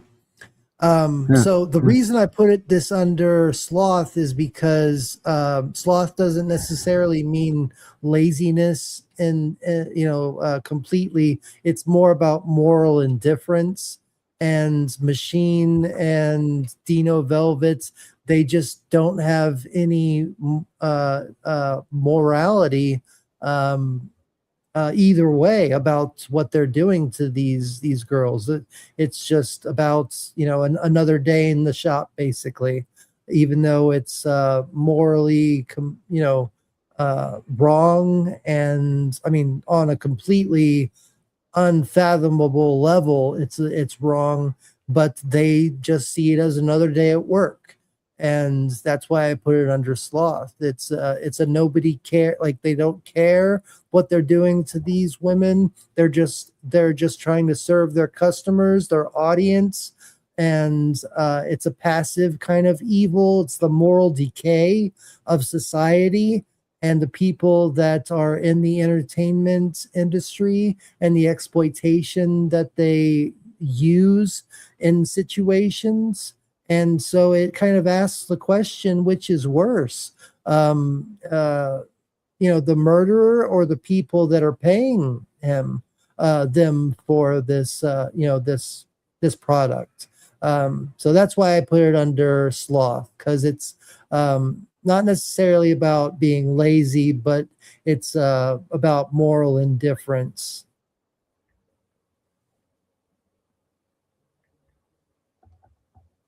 Yeah. So it's definitely a great movie, Collector. I definitely recommend you go and see it if you like these kind of movies. I was probably way too young when I watched this movie for the first time, but it blew me away. The acting blew me away from everybody. Even the guy that plays the Machine underneath the mask, to Dino Velvet, who he's in a lot of movies in the past 20 years. Dino Velvet actor. What Peter Stormer, yeah. Yeah, Peter Stormer. So he's a Swedish actor. He was born in Abra Galvobors in Sweden. He began acting in Royal Net. What other work has he been in? He was in that's right. He was Lucifer in Constantine. That's where, and he was also in the Brothers Grimm. He was in Fargo. So he's had a very good career with really good movies in his on his IMDb. He was on General Hospital. He's also been the voice in Call of Duty Black Ops 7 as the replacer. Until Dawn. Let's see, Stand Your Ground. Yeah, but I think the main movies that I know him from are Constantine, Fargo, and The Brothers Grimm. But those are great movies. He was also in he did a voice in the Animaniacs. He was Nickel Wise. Oh, what a weird world.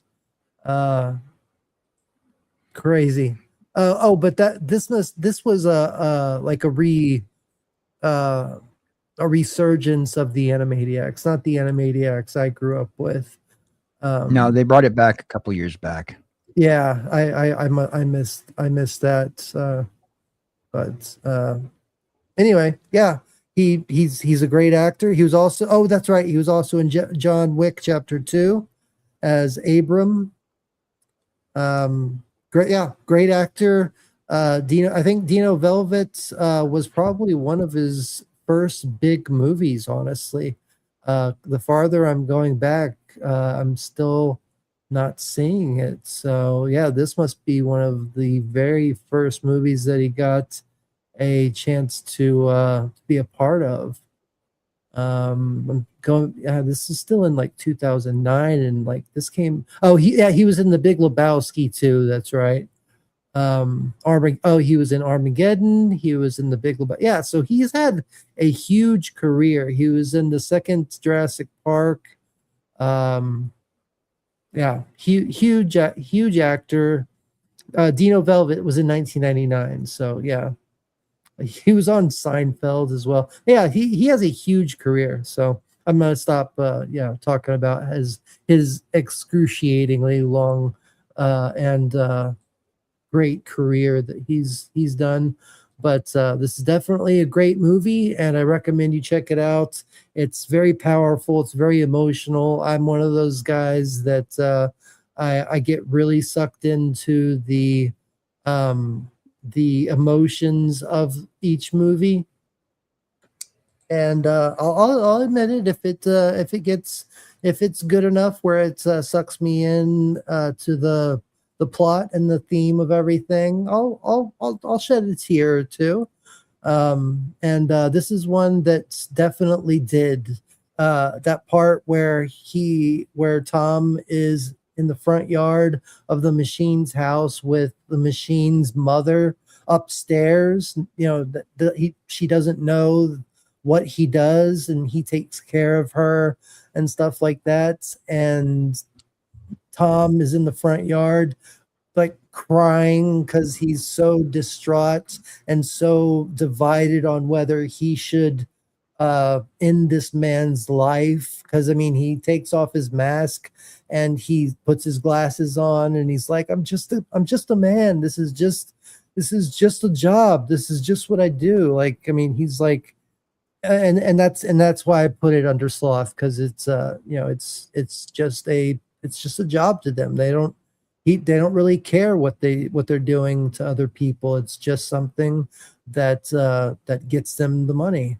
So so the next one that we're gonna leave off with before we finalize and turn this go back to the beginning with the final film, we're gonna finally talk about Wrath. And the Wrath is going to be coming from the movie that Christopher Nolan made. I believe it was, no, it wasn't his first, it was his second movie, I believe. Memento with Guy Ritchie. It's a fantastic movie. It also has Curtis. I'm not going to say the movie because you're going to get all pissed off, but that's where I know him from.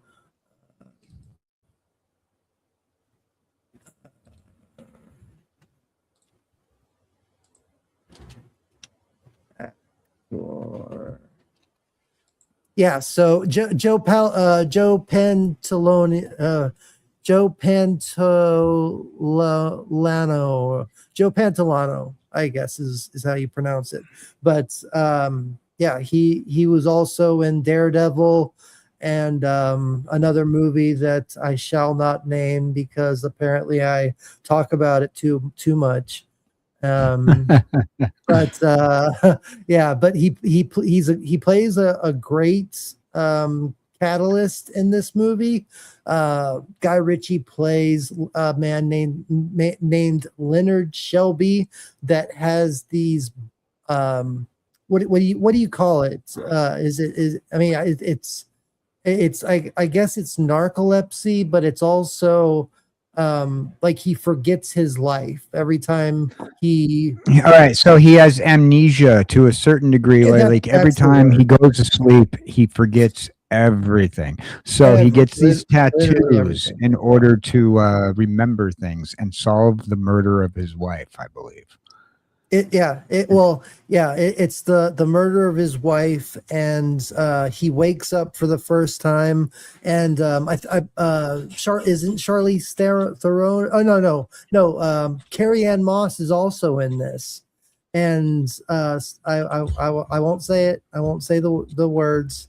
So both of those actors from the movie I shall not name is in this movie. Well, you can name it, just let's not get into a topic about that movie. Okay. Well, Carrie Ann Moss and Joe Pantolone are both in The Matrix, obviously, and they're great actors on their own, and they're great actors in this. It's so crazy to see. Like Joe Pantolone, he plays the character of a detective in this movie, and every time that Leonard wakes up, he's still the same guy because you find out something in the end, and we'll get to that. But Carrie Ann Moss, she is one of the most evil people in this movie. She literally takes advantage of the fact that he has amnesia, and I don't believe it's just when I know for a fact now because I remember a scene. It's not just when Leonard falls asleep.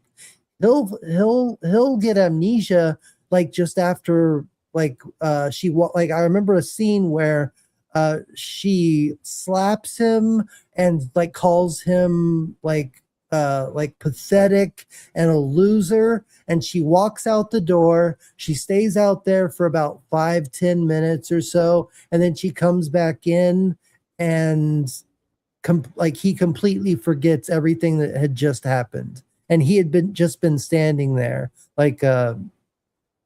doing I don't even remember what he was doing at the time, but he didn't go to sleep. It was literally in one continuous shot where she just walked outside after hitting him.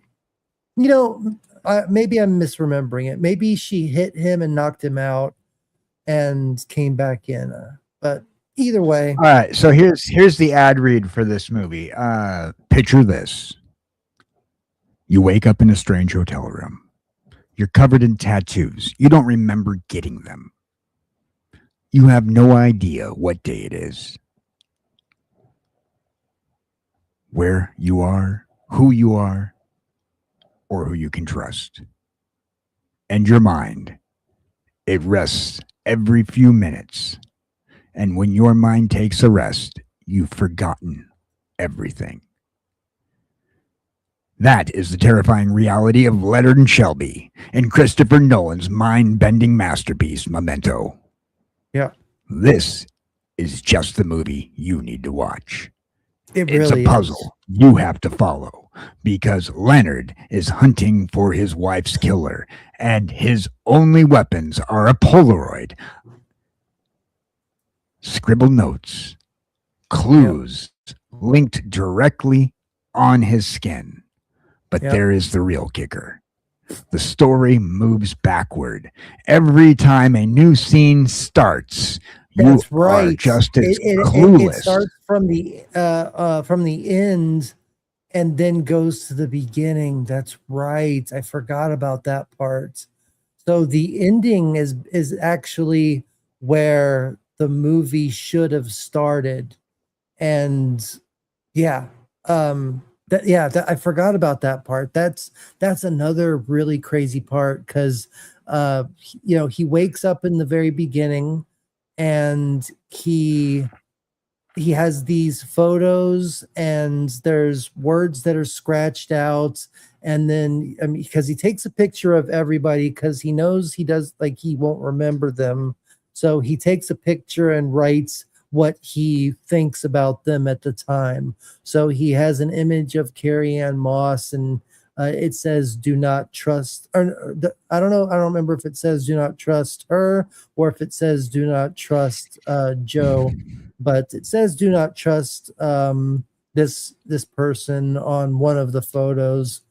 And throughout the entire movie, like DJ KJ said, he has tattoos all over him, like with numbers, with dates, with uh, like he has a big one on his chest that to remind him of the death of his wife and stuff like that.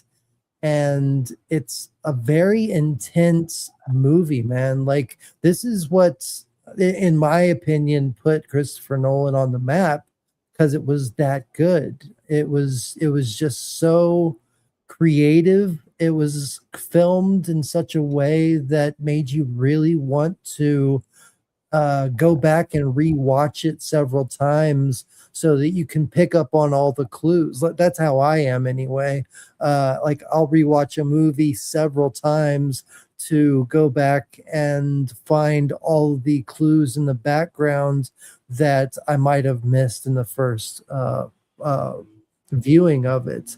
That's a problem. Nolan really did a lot of very remarkable stuff, but now his brain seems to be, yeah.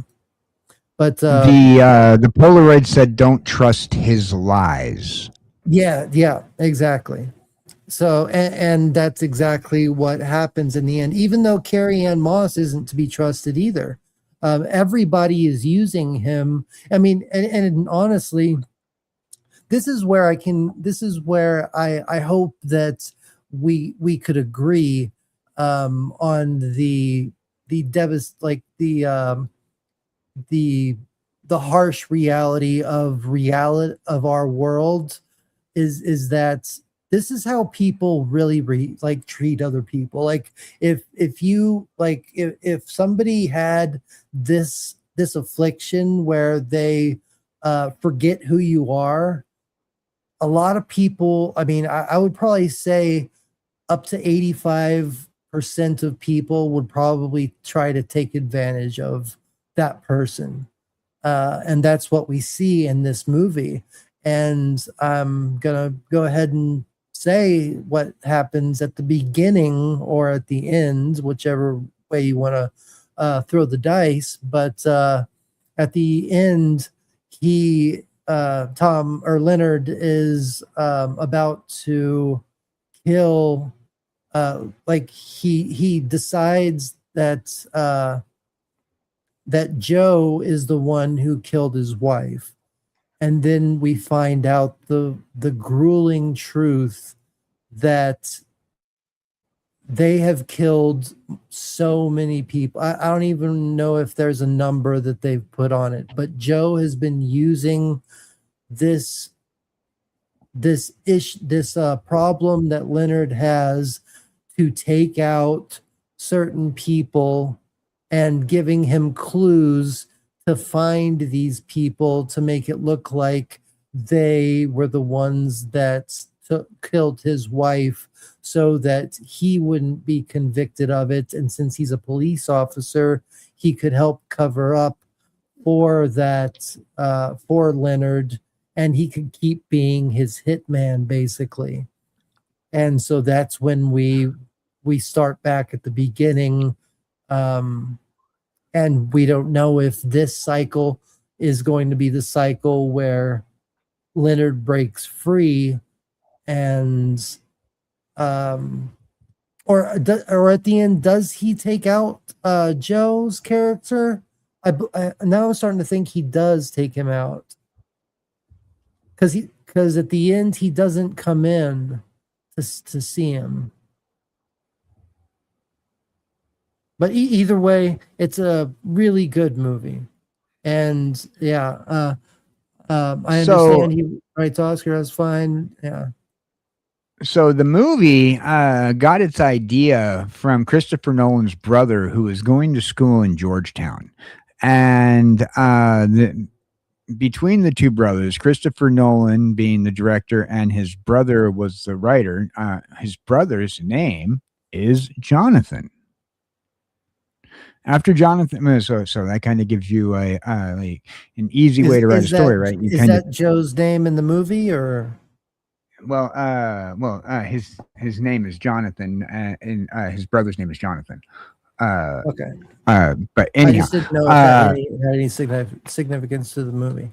His brother's name is Jonathan. After Jonathan pitched the story to Chris, he returned to college at Georgetown and wrote a short story, Memento Mori, which would have served as the basis for the film. The idea for the story came to Jonathan after taking a general psychology class, where the professor told the story of a man who suffers an incident and becomes afflicted with anterograde amnesia, and not a bad idea for a movie. Now this comes. I think it's brilliant. Yeah. And what does Memento Mori mean? It means like death. It's like a death call or something like that, I believe. I don't know. Go ahead. Sorry. But yeah, that was the origin of the movie. And Memento Mori is Latin phrase that means remember that you must die. Exactly. Oh, remember death. Yeah. Okay. So yeah, I knew it had something to do with remember that you must die.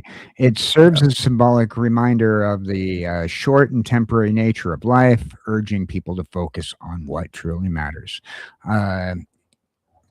But yeah, that's the definition of the word. And that's really sad because I mean, the whole point of the end of the movie is that he doesn't remember the death of the person that he that killed his wife, that he killed, or the numerous people that he's killed. Like he doesn't remember death. So yeah, the lead role, according to Decider magazine, or Guy Pearce, lead role. Right. So the lead role almost didn't go to who we see in the lead role. They originally wanted, but couldn't get him in there. They wanted to get Brad Pitt. But he had to pass on the film due to scheduling conflicts. It was noted that he was going to be in Gore Verbinski's The Mexican and Tony Scott's Spy Game, which were both being filmed at the same time as Memento. Yeah. I do remember Christopher Nolan wanted Radiohead to do the end credit songs as well, but couldn't get Radiohead for the end. Which is funny because in Filth, the movie that we talked about earlier, they got Radiohead to use Creep, and a lot of people say it's the best use of that song in a film ever. So something to think about. But yeah, it's a common phrase used in all our higher orders, starting with the Templars, going through the Illuminati, up to what you know as the NWO. I know, yeah. That's why I knew the phrase, and I knew it had something to do with death. I just didn't remember. I didn't remember death, ironically. Also, apparently Harvey Weinstein turned down the movie made the mistake of turning down the movie. Not enough Dino Velvet 8mm Right. film. Yeah. So, Yeah. and Stephen Tobolsky, who, if everybody remembers Stephen Tobolsky, played the character Sammy don't. Jenkins in Memento. He was Ned in Groundhog Day. Oh shit. Yes. Yeah. I never knew his name, but yeah, of course. So yeah. Yeah. Okay. That actor actually had amnesia. Oh, and he actually played in this movie. He was in that movie. He had it in real life, or he had it. Character actor extraordinaire Stephen Tobolsky played the character Sammy Jenkins in Memento. Yeah. The character only seen in flashbacks. Sammy serves as Leonard's cautionary tale, a relic from Leonard's life, as an insurance adjuster, which is ironic because he plays an insurance adjuster in Groundhog's Day as well. Yeah.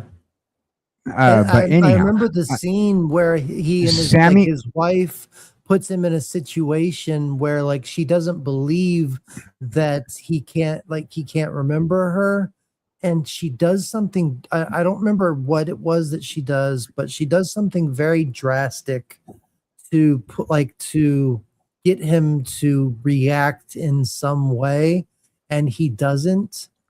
And so his character also had amnesia. Yeah. And I remember his wife, like they were sitting on the couch, and he would just keep flipping through the channels because he couldn't ever concentrate, like he couldn't remember what was happening on each show. So what he would do is watch commercials, because that's something that he could actually watch most of the way through or all the way through. And his wife didn't believe him that he had this affliction going on in his head. And like I said, I forget what she does, but she ends up doing something very drastic to see if he would react. I'm gonna have to look this up because now it's really bugging me. Sammy. Well, so the character Sammy Tobolsky, Tobolowsky, if you're looking to look him up. Sammy, and Leonard has a tattoo that says, "What about Sammy Jenkins?" Right, and Sammy was Sammy Jenkins. Yeah, Sammy Jenkins is the character. Well, his character was, which is funny. I just think it's funny because Leonard himself was a insurance adjuster. Stephen Tobolsky, who played Sammy Jenkins. Now, when you go over to Groundhog's Day, he plays an insurance adjuster, which is kind of that's what she does. Okay, so she's a diabetic. That's what happened. So they're sitting on the couch, and she's trying to either snap him out of it or prove that he doesn't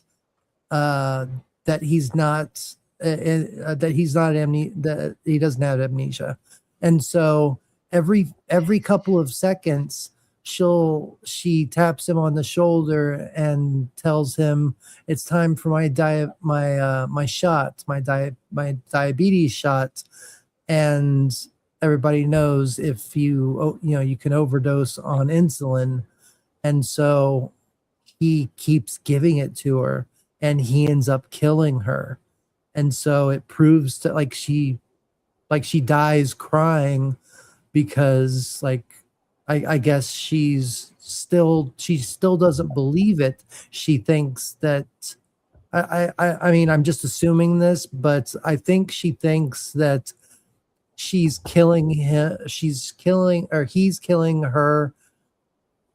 just to convince everyone that he is amnesiac. But that's the scene that I'm thinking of, is the overdosing on insulin scene. Yeah, that's so Leonard has a tattoo that says remember Leonard. I mean, remember Sammy. Remember Sammy or Jenkins, a photo. Yeah. And without this purpose of going and hunting his wife's killer, everybody believes that he wouldn't have a purpose.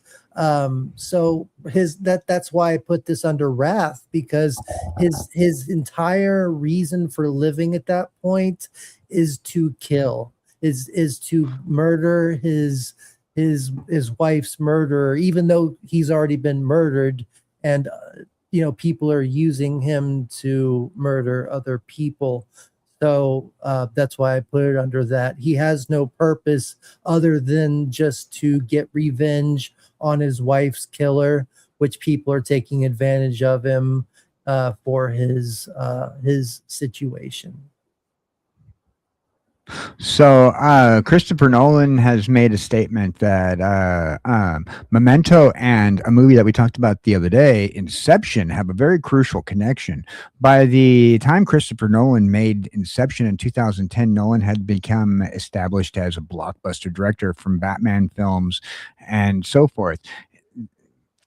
Few people saw his eyes through the lens of Memento anymore, which is too bad, because most of the director's parallels to Memento also are seen in the movie Inception. Both films, in fact, hinge on that's a good. I never thought about that. Particularly with trying to find out the murder of a wife and not being able to remember things, amnesia to a certain degree. Where both films and honestly, it's like Shutter Island, like me and Dutch were talking about the other night. You should watch that movie when you get a chance. I put it on my watch list. So yeah, it's on my watch list. I was going to add it so to both this list, films. but since we already talked about it, I was took it off. But both films ultimately discovered in Inception, Cobb, with his big trauma and the death of his wife, suicide caused by her, and a suicide caused by her inability to believe where the world is real. Cobb's sewer slide. Oh yeah. Sorry. It's all right. YouTube, freedom of speech issues, YouTube, whatever. I don't care. Yeah, I'm sorry. I said what I said. I'm reading also from the. I know, but if we can't say other things, then Nolan, we got to make sure. From the Christopher Nolan quote. So this is a quote from Christopher Nolan. So Sammy, on the other hand, his wife had Sammy Jenkins planted in Jenkins' wife's idea that Sammy might be faking his eviction, as you were talking about. So there's the connection between Inception with Cobb and Sammy. Yeah. Yep. And now we get to the finale where we talk about all of the sins. First, before we talk about it, which do you think is the most prevalent of the 7 deadly sins that people use today? I mean, obviously, most try not to anyway, but which is the most prevalent? In the US, do you think gluttony is or lust? I think that those two could be argued as the most like not per capita, but just on the large scale. So we have pride, greed, envy, sloth, wrath, we already said lust. We have wrath, we have sloth, we have envy, we have gluttony, we have pride, and we have greed, and we have lust. Put in the comment section, what do you think that the world over is most likely to be most guilty of on a regular basis? I'll make a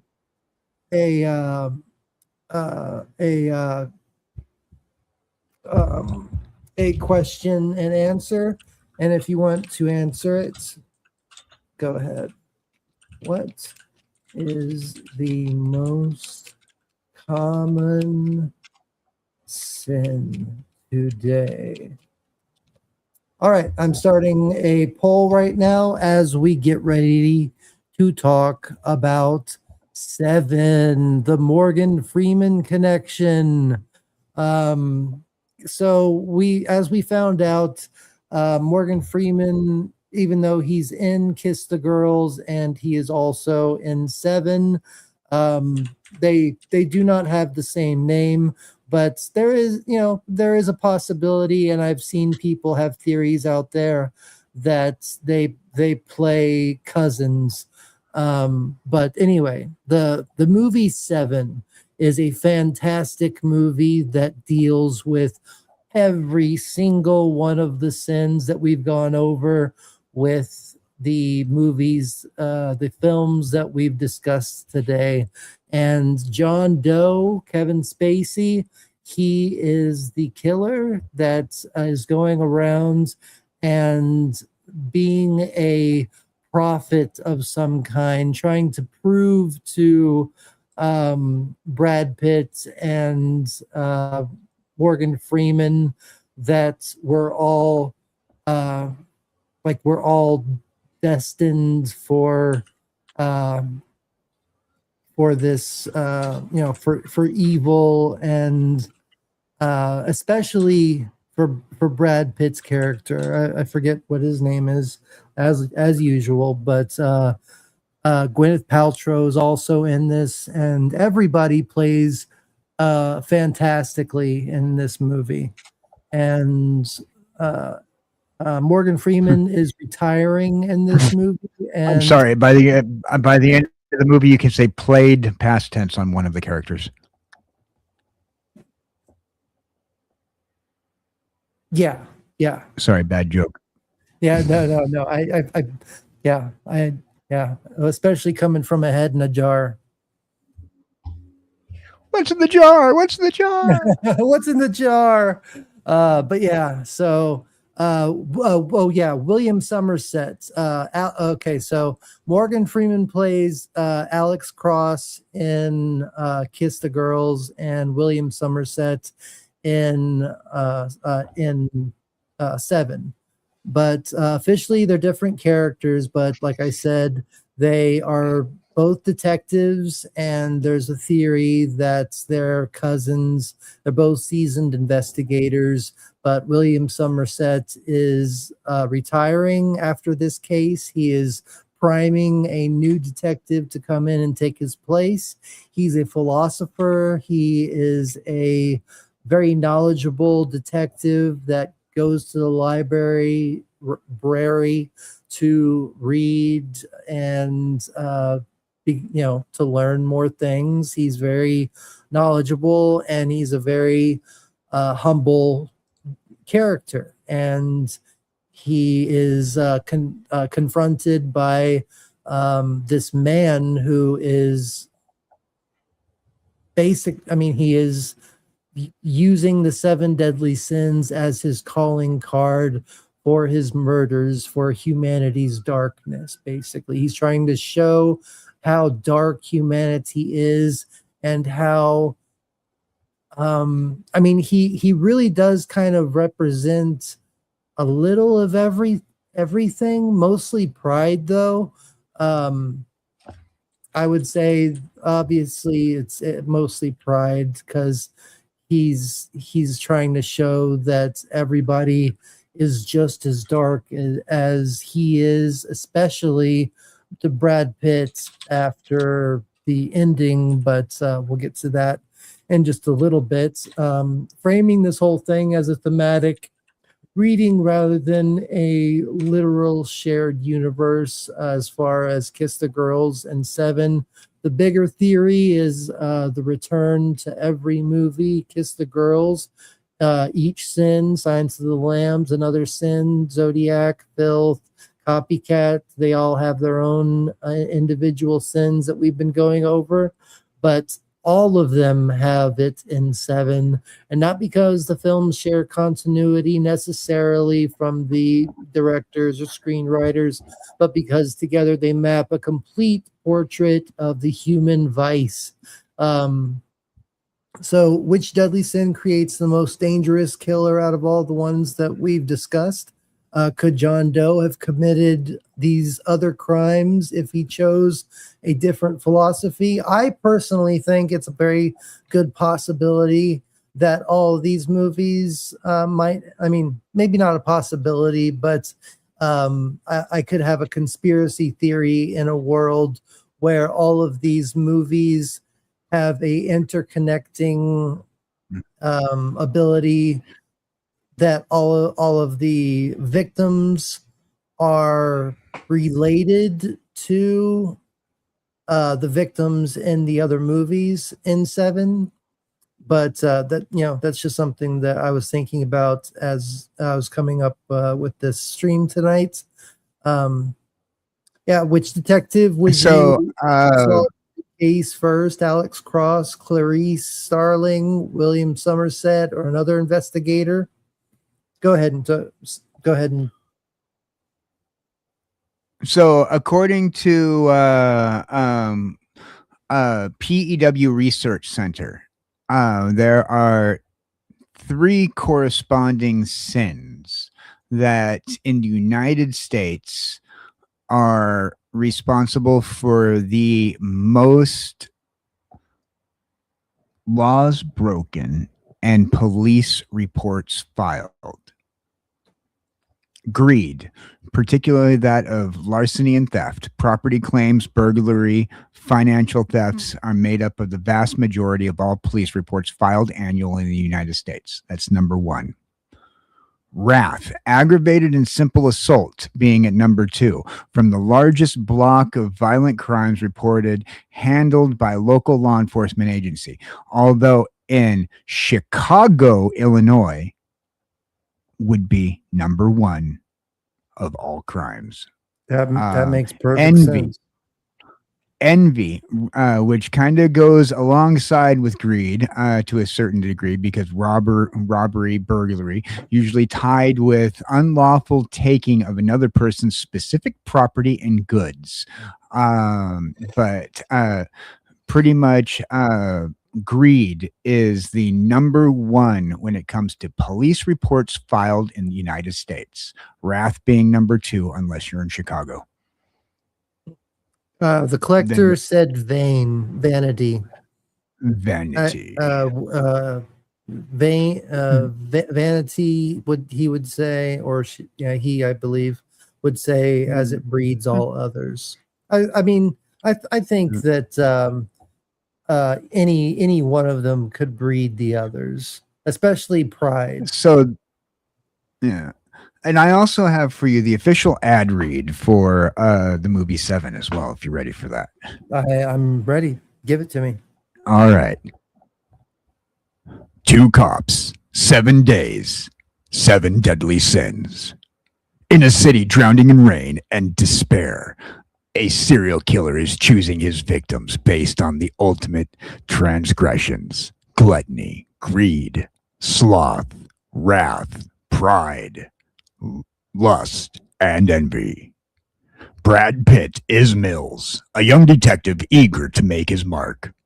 Morgan Freeman is Somerset, a veteran on the verge of retirement, looking for a way out. Together, they are hunting a monster who isn't just killing people, he's preaching. As the body count rises, the killer draws them closer into a meticulously planned masterpiece of horror. Long is the way, and hard. It's the way they find out that hell leads up to the light. 7, Gluttony, is the beginning.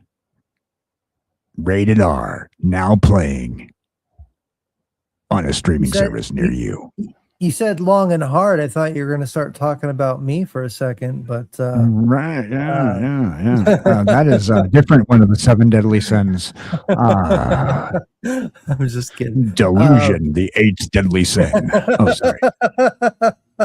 Yeah, but yeah, definitely. This is up there with 8mm, Memento, Silence of the Lambs. Yeah, I think all of those, I think I would probably give a 9 out of 10 to. I think these are all fantastic movies, and we'll go over this. So basically, like the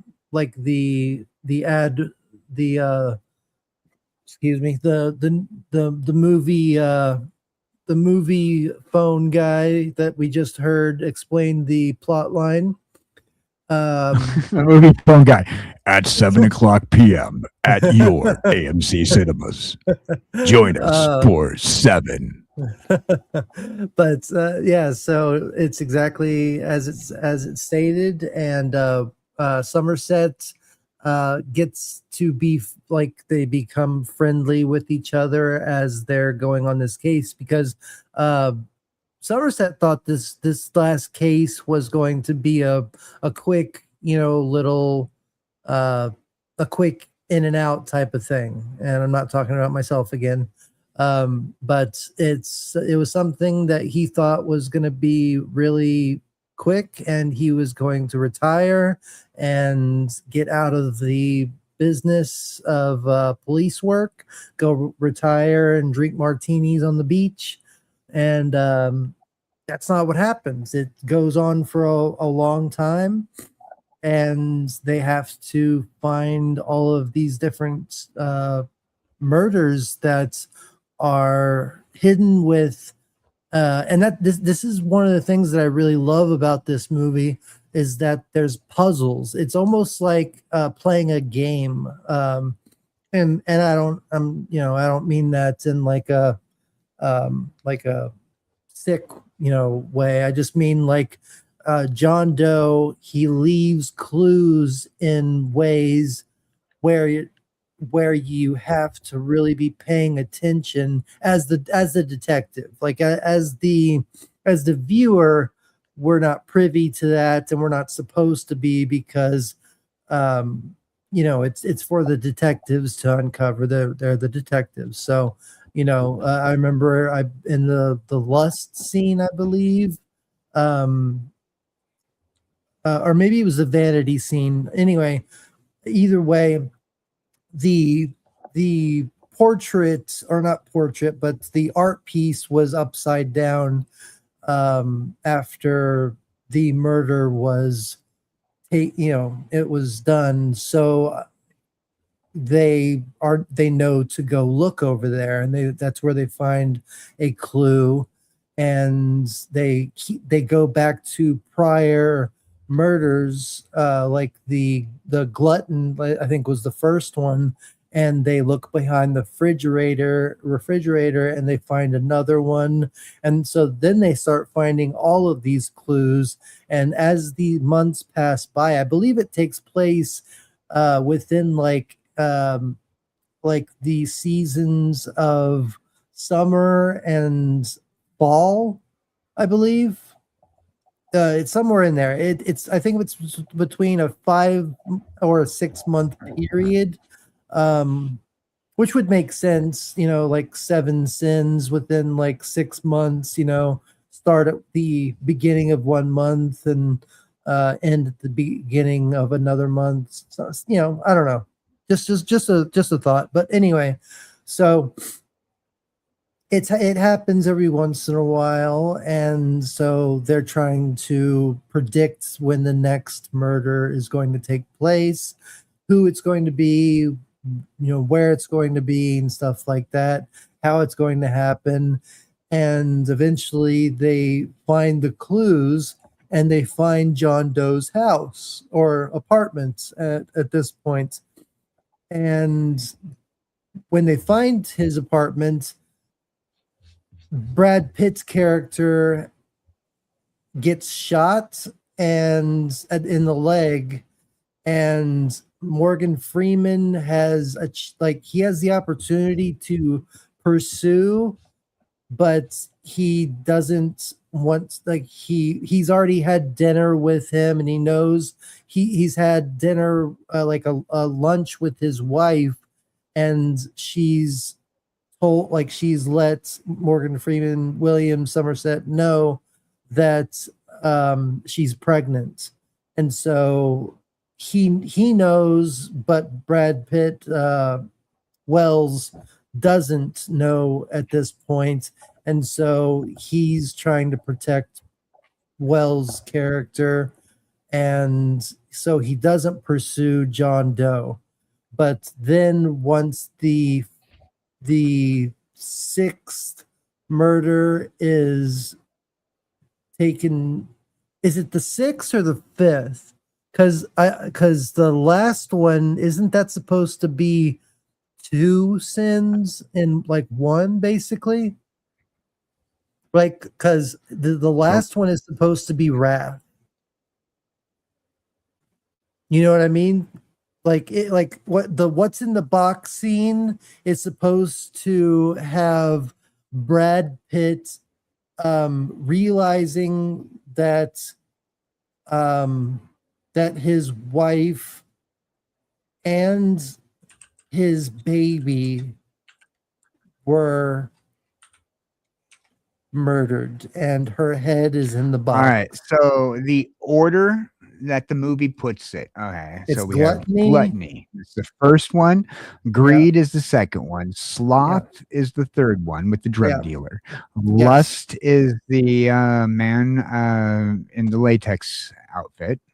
The sex worker. Pride is the model. Pride was the one with the art. Pride's the model. Refuses to model who refuses corrective surgery and facial surgery after being mutilated. Envy, the killer of John Doe, murders Detective Mills's wife. Because he envies their life. Isn't that right? Right. And leaves his wife's head in the box. What's in the box? What's in the box? Then the final one there, because wrath is supposed to be the last one that Mills is supposed to kill John Doe out of wrath and end the cycle, to prove that humanity at the is end, depraved. You have Kevin Spacey standing there, and you have and the Mills, whole time that they're driving out in the middle of nowhere, he's trying to have a Kevin Spacey's trying to have this conversation with Mills and Somerset, and I mean, almost like they're friends, he knows them, because he's probably done a lot of research on them and probably does know a lot about them. But the conversation that they have is very it's one-sided, but John Doe is talking to them like they're old friends, when Mills is just like, shut the fuck up, all right? So I just thought that was a really weird dichotomy of the way that he conversates with final knowing sin, that his plan is to be killed by Mills in the end. And that's what he does, is he has Mills take out the final sin of and so wrath. he wins either way. Yeah. Right. And that conversation that you had does have John Doe monologuing, as every villain does. Yeah. Because David Mills is asking him, I thought you said you killed innocent people. And John Doe says, innocent.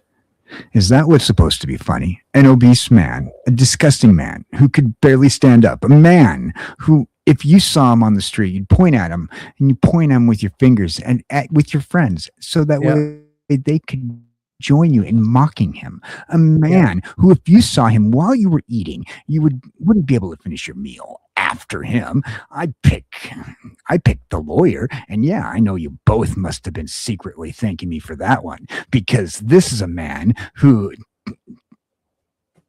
lived his life making money by lying with every breath that he can muster just to keep murderers and rapists off the streets. Murderers! Yeah. And then murderers like you, John Doe. And he says, no, and not all of them. A woman so hideous on the inside, she couldn't bear to go on living. If she couldn't be one of the beautiful on the outside as she is on the inside, maybe. But a drug dealer dealing, and actually it's not, forget the disease spreading. Yeah. Only in a world this could you even try to see these were innocent people. No. Keep a straight face though, because that's a point where we see the deadly sin, the sin on every street corner, in every home. We tolerate it. We tolerate it because it's common. We tolerate it because it's trivial. We tolerate it in the morning, noon, and night. Well, not anymore. I'm setting the example. I've done what nobody else is willing to do. That's a good monologue. Is going to be puzzled and studied forever. Forever. And then that's when they're standing out there in the middle of the desert, and then there's a delivery. Yeah. So good. Such a good movie. That monologue is so good. I think I might have gotten the monologue a little wrong. No, but the parts of it. But the basic parts of it, they're all there. It's a brilliantly put together movie.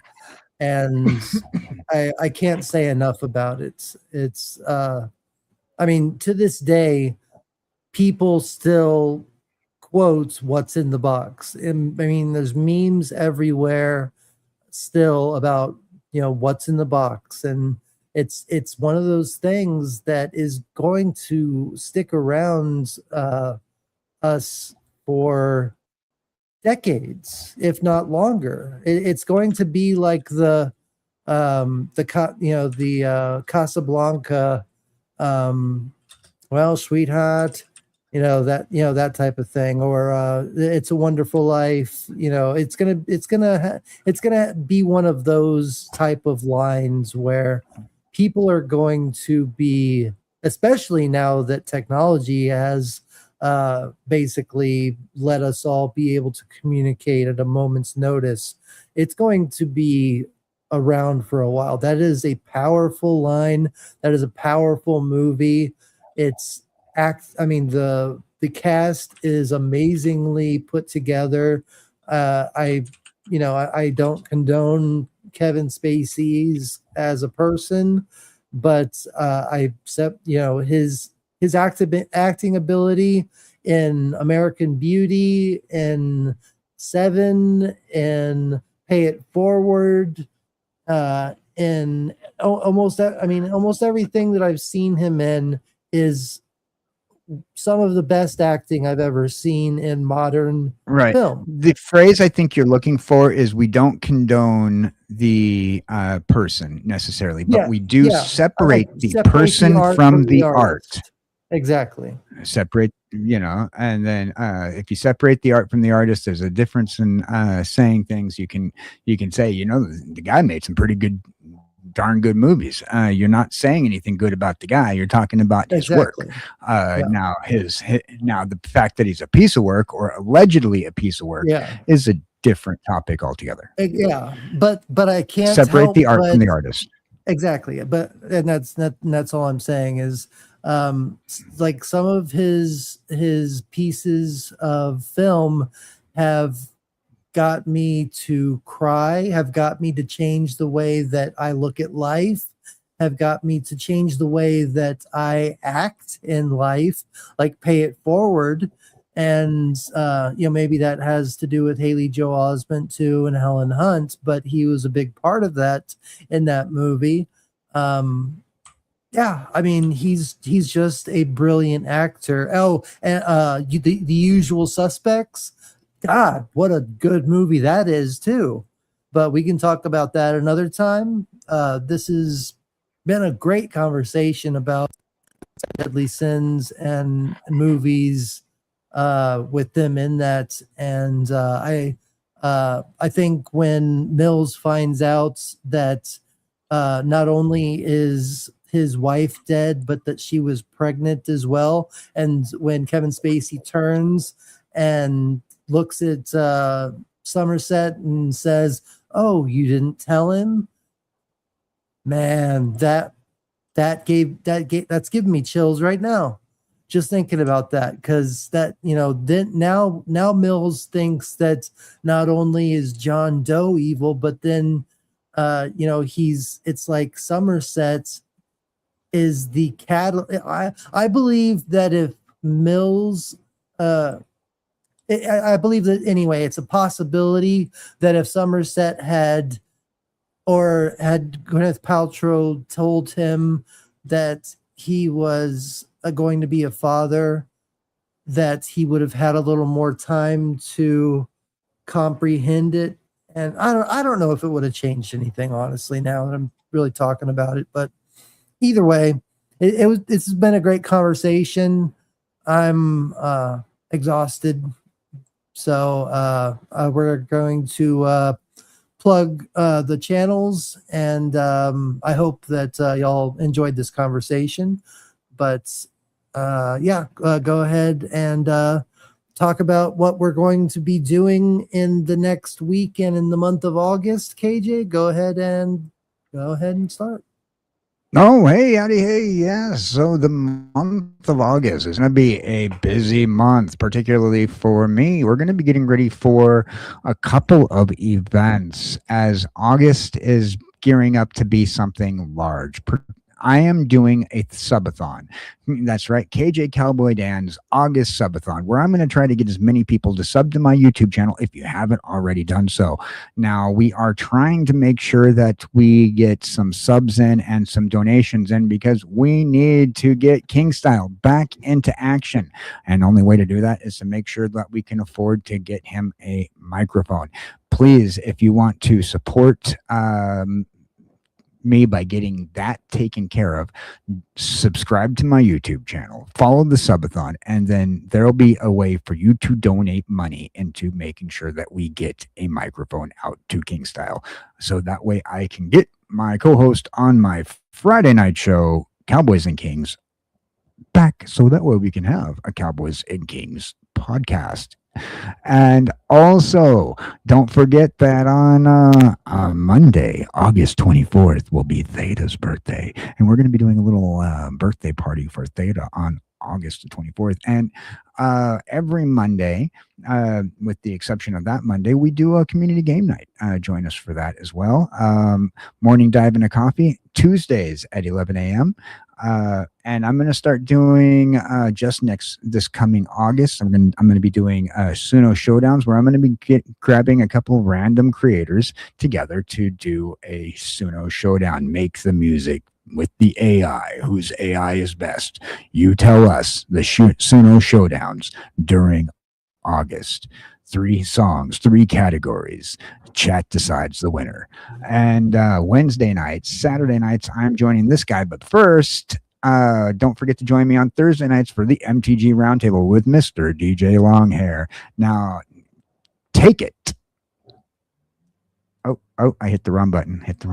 Boom. There we go. Take it. Yeah. So as for me, I'm doing the exact same thing. Next month is going to be a subathon for me as well. And that's going to be a subathon for my Rumble for this channel, which is a purely live live streaming only channel. And then I also have my channel where I'm going to be posting a video or two a week, but I will be streaming every day. And even though I work really early in the mornings and a 12-hour shift on Fridays, I might even consider doing like a 30 minutes or an hour long stream on Thursday nights, even though it's gonna be rough. But next month is my birthday on the 24th, and we'll be celebrating doing a stream and having a game night, maybe doing Suno battles, whatever we can come up with and whatever people want. And hopefully we can get a big panel in here and just have a, shoot the shit type of stream and talk about all things nerd, anything that comes up. And other than that, every Sunday is Cosmic Theta Theater. Members will be able to see the movie and watch the streams. I'm going to focus on getting perks and all that stuff ready to go for all the members. We have a few members right now, but the channel is in some dire straits. So if the last couple days of this month, if anybody wants to help donate to this channel like this, feel free to help the channel keep on going and surviving, especially for my birthday, and keep the internet on and keep food in my belly, and keep just keep on rocking and keep on growing and keep energy so that I can continue bettering myself, bettering my channel, and working with other people. I will be doing a Monday stream with the Eclectic Goat on, dude, thank you very much. The Collector just became a YouTube member. Thank you so much, man. I appreciate it. I got to play a video for you now. Let's see. Let me see which one I will play.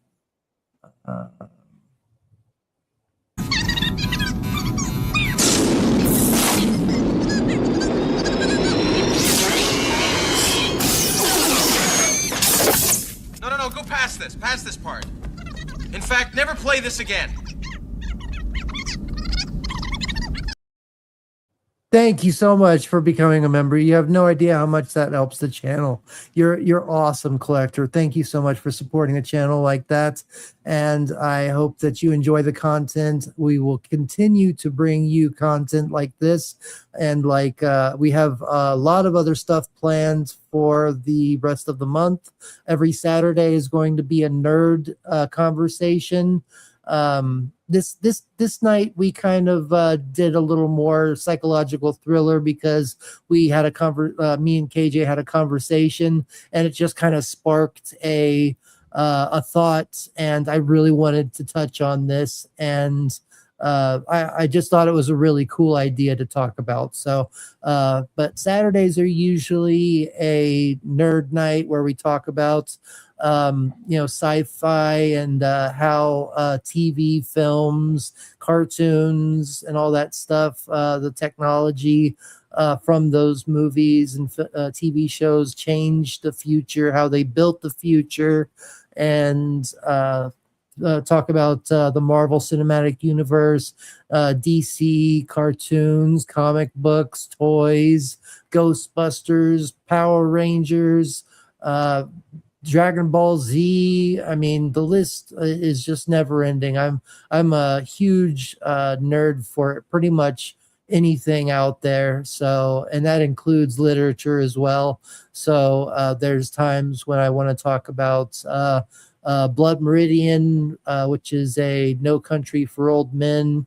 The Cormac McCarthy, I believe is his name, did No Country for Old Men, and he also wrote Blood Meridian, which is more, it's a Western, but it's based on a true story, but it's also very exaggerated in a supernatural kind of way.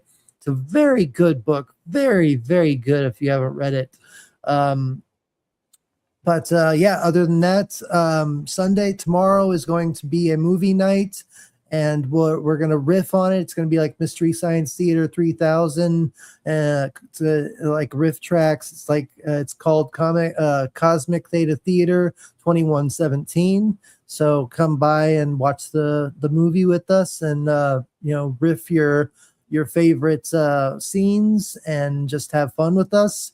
And then Monday I will be on the Eclectic Goats show, and we will be doing a role-playing game. It'll be the beginning of a new adventure on her channel, and I will probably be doing an hour or 2 or 3 of gameplay, depending on what we can figure out. And then Tuesday I'll be doing another stream. And Wednesday, we usually talk about pop culture topics and stuff like that. And then, like I said, Thursday, I'll probably try to do a 30-minute stream, or just maybe just like a basic stream holding the phone, or I don't know. I haven't thought about it yet, but I do want to stream every night and work on videos to bring to you. If you've looked at my past videos on my other channel, Nerd Archaeology, I want to continue bringing that professionalism to that channel and keep improving on it as well. My last video about Tron Ares, I'm really upset with how they went about Tron Ares, but I'm really proud of that video. I spent a lot of time editing that video, and I want to continue bringing you that type of professionalism and improving on even that as the years or as the months go by and stuff. And I realize I've been talking now for probably like 15 minutes about this promo, but I am next month I will be trying to get to 4,000 subscribers. So please help share this out, share these videos, streams, and shorts out that I'll be putting out. And hopefully we can get 300 new members or subscribers. Yeah, it'd be nice to have 300 new members, but just subscribers. Just like and subscribe. And after the show is over, after the YouTube and Rumble is done processing the stream, please remember to like, subscribe, and leave a comment if you don't mind. It would really help the algorithm to show the engagement that you enjoyed the stream. Just leave a simple little comment that you either enjoyed the show or you didn't enjoy the show, or a favorite part, what's your favorite sin, that type of stuff. So other than that, the rest of next month is going to be a subathon, and I will be having a topic for each month. And I want to promote my merch shop on Teespring. We've talked about this several times, about how Sony and YouTube they're trying to take away our physical media, and they're trying to make us rebuy all of our media every 6 months. So let's show them that we care about physical media. And even if you don't buy this shirt and promote it to stores that focus on physical media, let's get together and let's figure out a way to keep this from happening. But this is in my Teespring store. They're very comfortable shirts. Preserve, collect, and own physical media forever. So that's all I got. Next month is my birthday, and I hope that you'll come and celebrate with us. I know that we're going to have a great time next month, and I'm going to keep working as hard as I can to entertain you, because it's viewers like you out there that keep this channel going and growing and alive. So thank you very much, everybody. I love y'all, and I hope you have a great night. And I'll play this one last time, and then we'll go ahead and say end of line.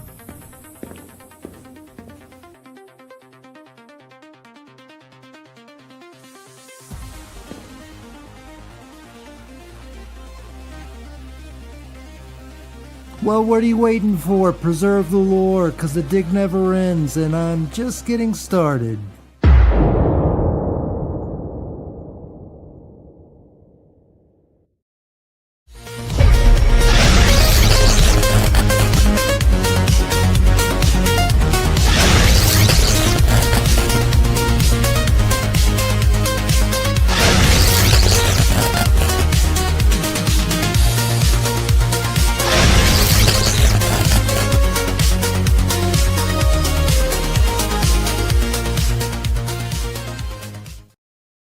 Thank you so much, Collector, for becoming a member, and I appreciate it. I'm glad you enjoyed the stream and enjoyed the talk.